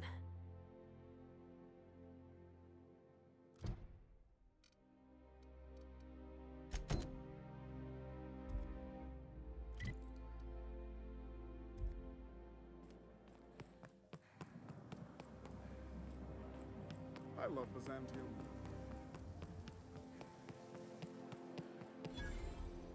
Is Mayfield still drinking? Citizens, today marks a monumentous occasion in the course of Halcyon history. Is it me, or could each of these homes fit all of Edgewater? Cannery and all. There's my parents' place. Smell that?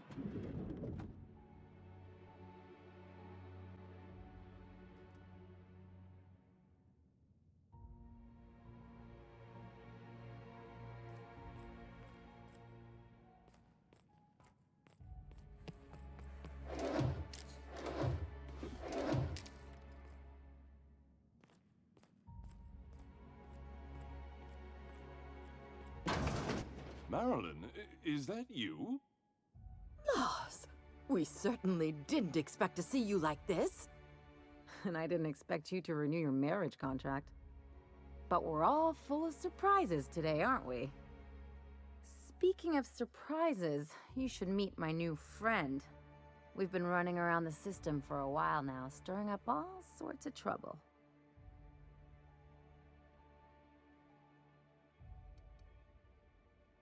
There you go again, Captain. Always menacing polite society. Anyway, you're probably wondering where I've been all this time. Not exactly. The last few years have been a bloody haze. You wouldn't believe the messes we've gotten ourselves into. Right?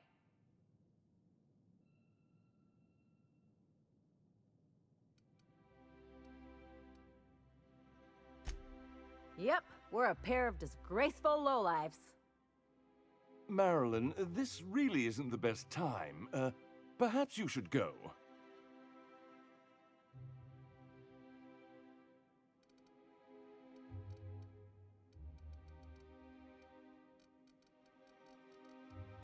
We'll stay as long as we like. And while we're at it, we'll drink your expensive hooch, wear our outside shoes all over your nice floors. She's right. Since when can you afford authentic Terran marble? That's what we've been trying to tell you, dear, but you must understand, we hadn't heard from you in ages. We thought you were dead.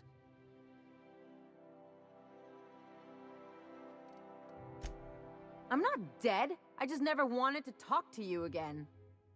I'm afraid the distinction was lost on us, darling. We only did what any grieving parents in our position would do. We collected on your life insurance policy. And the payouts have been rather, substantial. You what?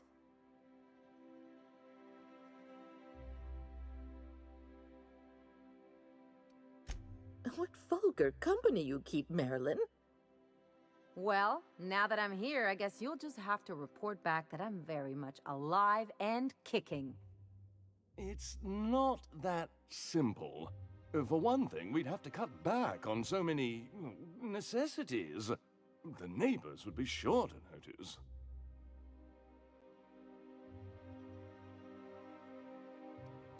That's the other problem. We had to explain your disappearance somehow. We couldn't very well tell people you'd run off to become a miscreant, could we? Shh! Someone could hear you. We concocted a story about Celeste Jollycurl designing a pair of 12-inch heels for you. One of a kind, naturally. That led to your tragic death when you tripped and broke your neck. It was quite the story. People were talking about it for weeks.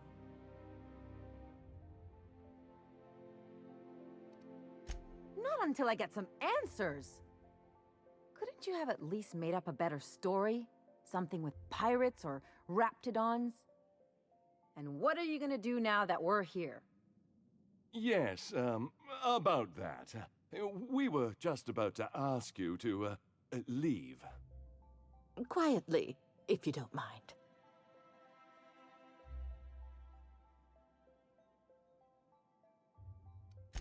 She hasn't changed a bit, I see. That's it?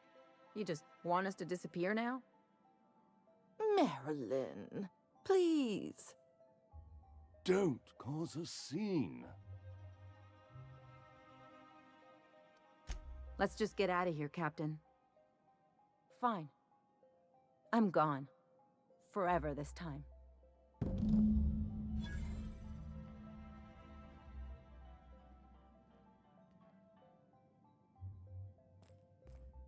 Let's just put this unpleasantness behind us.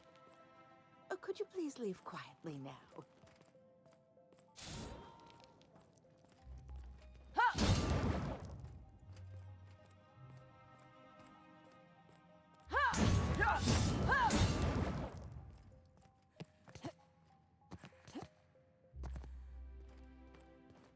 Let's talk outside.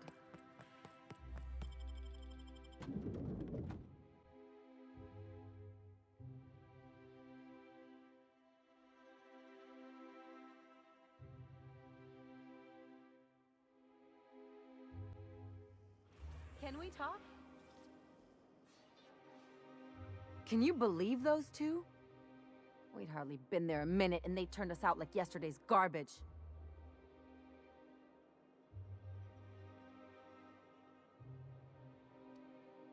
I wanted them to get upset. I just thought it would play out differently. They'd both be sitting there watching one of their vapid aetherwave dramas, and then we'd walk in. Mother would drop her mock apple cider, and the glass would shatter all over their overpriced marble. Father would tear off his glasses and blink open-mouthed.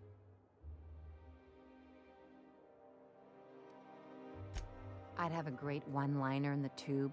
I was thinking either, the leather's fake but the scars are real, or, oops, did I just track awesome onto your rug?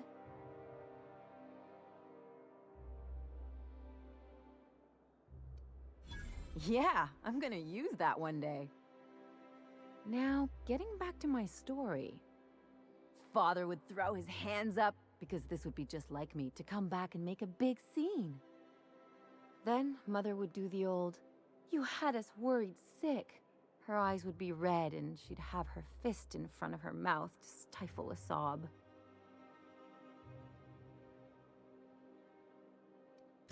I'm not hurt. I'm outraged. Affronted, even. I just didn't want to get booted out of the house I grew up in like that. It's embarrassing, you know. And I've got a reputation to maintain.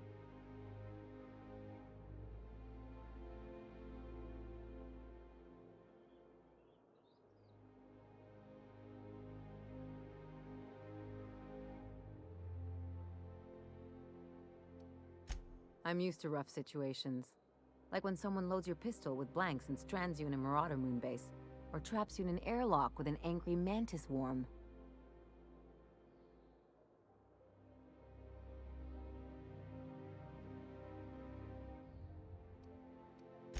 But I want to talk about me now.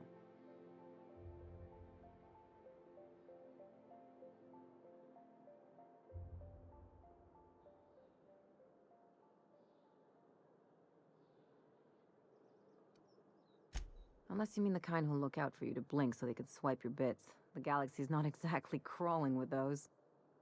Anyway, I don't want to sift through this lousy experience for meaningful life lessons. I'm mad, and I want to do something about it. Something like... Wait a second. What if I could get that money?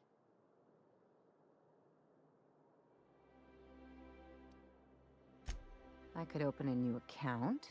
Designate that account holder as a sole beneficiary. All the payouts would go to me. I'll make money without doing a thing. And I'll get to cut them off.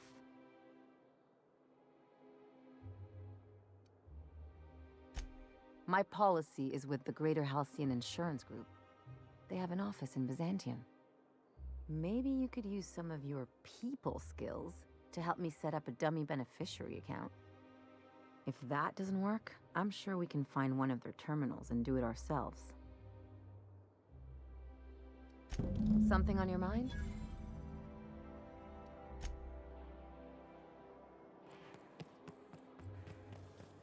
Miss Ellie, Dr. Finhill. I noticed your pistol's been making a funny noise. What are you talking about? I oil it every night. All right. Look here. Your slide's not recoiling fully? You might be due for a new spring. I could take a look, maybe fix it for you. Sure. I'm short on bits at the moment, but I'll pay you back. Oh, no. I mean, it don't cost nothing. I got a spare spring in my pocket here even. Everything's got a price.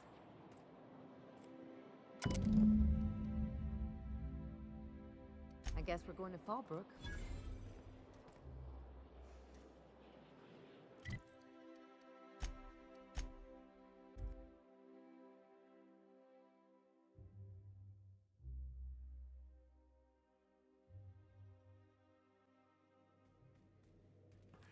Captain, if you're looking for crew members Ellie or Felix, they're sharing a drink upstairs. You ever notice how our crew's a lot like that crime family from The Masked Marketeer? What's that make the vicar? Max? I was thinking maybe one of the butlers. Don't tell him I said that. Oh, I'm definitely gonna tell him. And what about me? A scion of Byzantium turned to banditry? You've got to be the Masked Marketeer.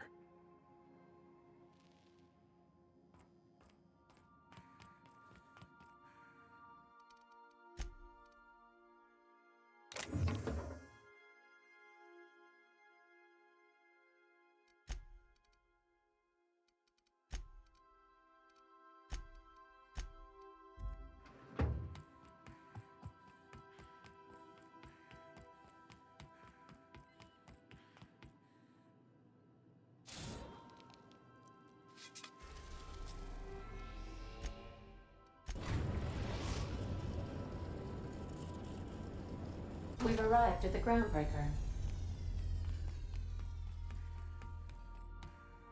All right. She's on her way. How do I look? Oh, my hands have finally stopped shaking. All right, all right. Deep breath. Here I go.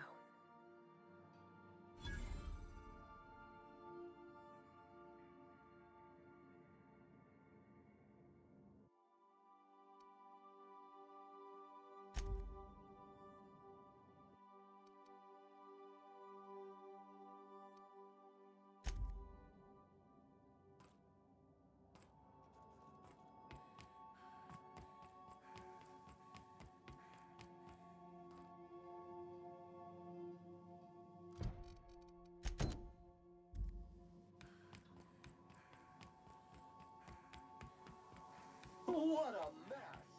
What a mess! Anyhow, so I told him, Dad, I'm a big girl now. I ain't need your help. I can do it on my lonesome.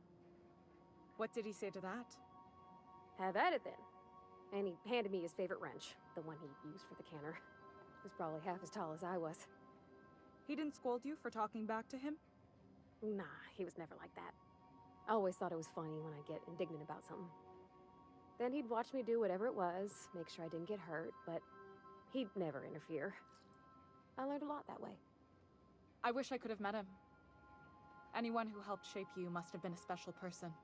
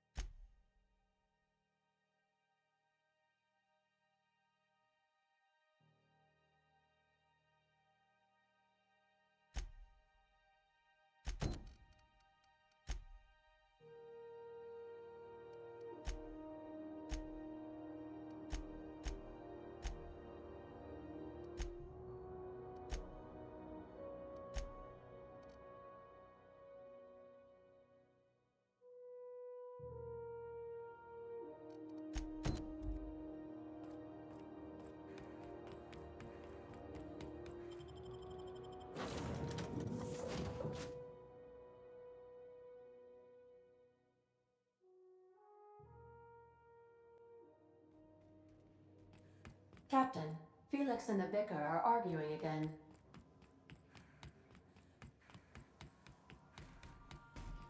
You don't think that's a problem?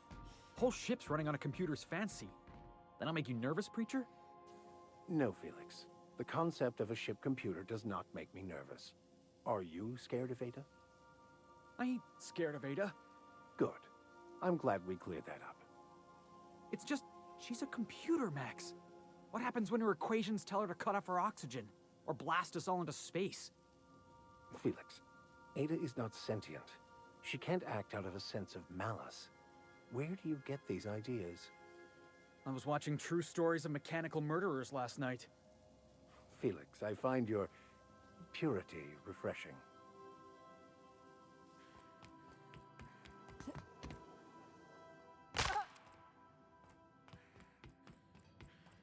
Okay, Captain, she's gone.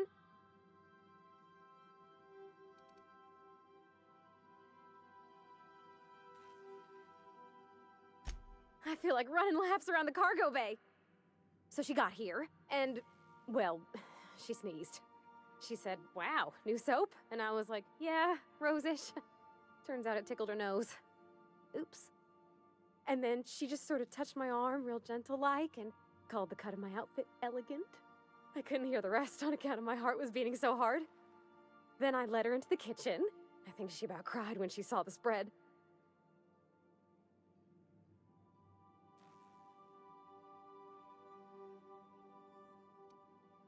She stood stock still and just said, "Oh," real soft. Oh, and let me tell you, I was sweating. And then she blinked and said, "Is that dustbat casserole?" I told her how we got Mr. Raymond to bake it for us, so it was double authentic. Made by a real live monarch person.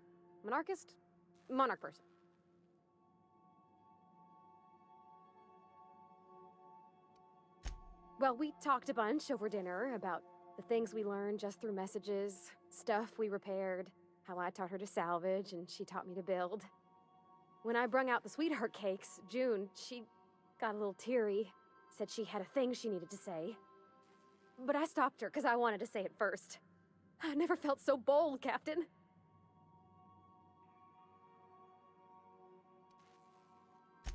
I told her about how she made me feel. Bold like I acted, strong, smarter and kinder than I am on my lonesome. I listed all the things I liked about her. And then she pulled out a paper and read a speech. She talked about the things she admired about me, like my cleverness and my humor, and how it made her want to be more open.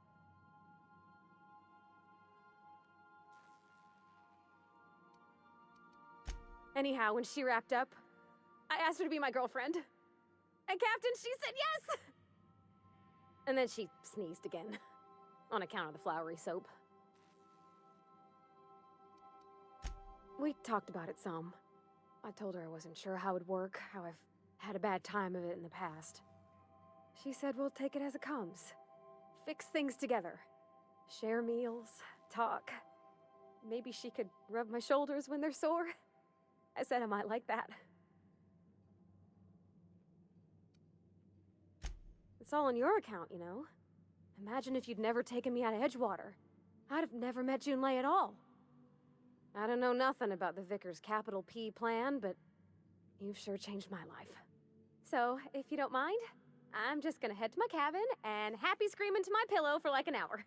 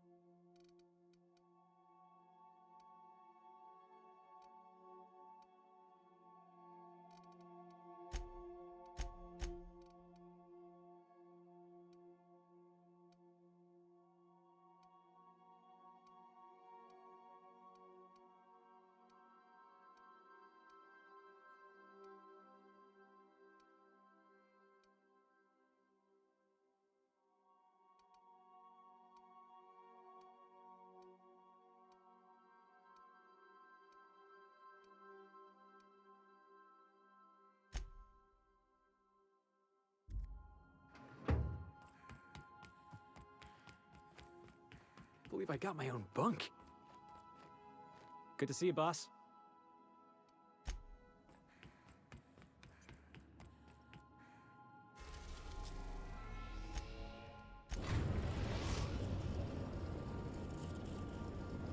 We are now in orbit above Byzantium, Captain.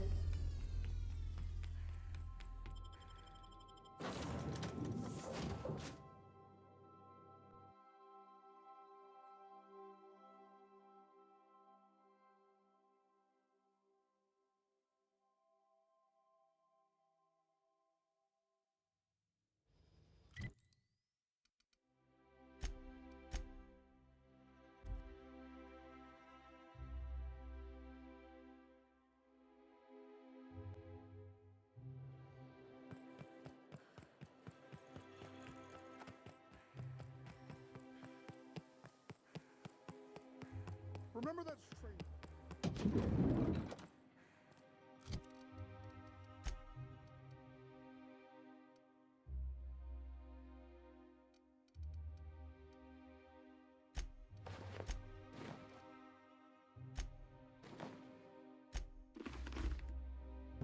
Goodness, look at those atrocious contours. The sheer brutality of its design offends the senses and shocks the mind into a state of palpable excitement. I adore it! 2 outfits remain. I can't wait to see what you'll bring me. Something shocking, I hope.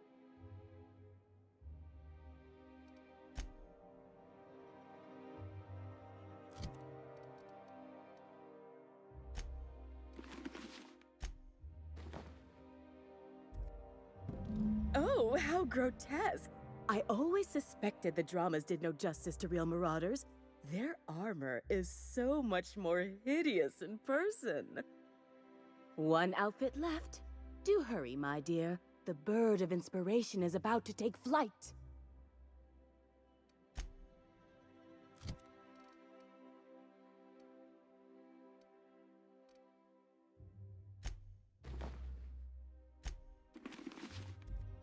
Like a star, darling. Square your shoulders. Hand on your hip. Eyebrow cocked. Yes. Perfect. My heart is all aflutter. Yes, that's it. I have it. I know exactly what we're doing. Brace yourself, my dear. We're going to call this style Barbarian Chic. The saucy confidence of a spacer. The raw contempt of an iconoclast. The brutish musk of a marauder, and the pièce de résistance, monster leather. 1 part mantiquine chitin, 3 parts hide from a raptidon's flank, and let's say, 8 strips of primal leather. No, make that 10. We're revolutionizing the fashion of Byzantium. Our work is anything but simple.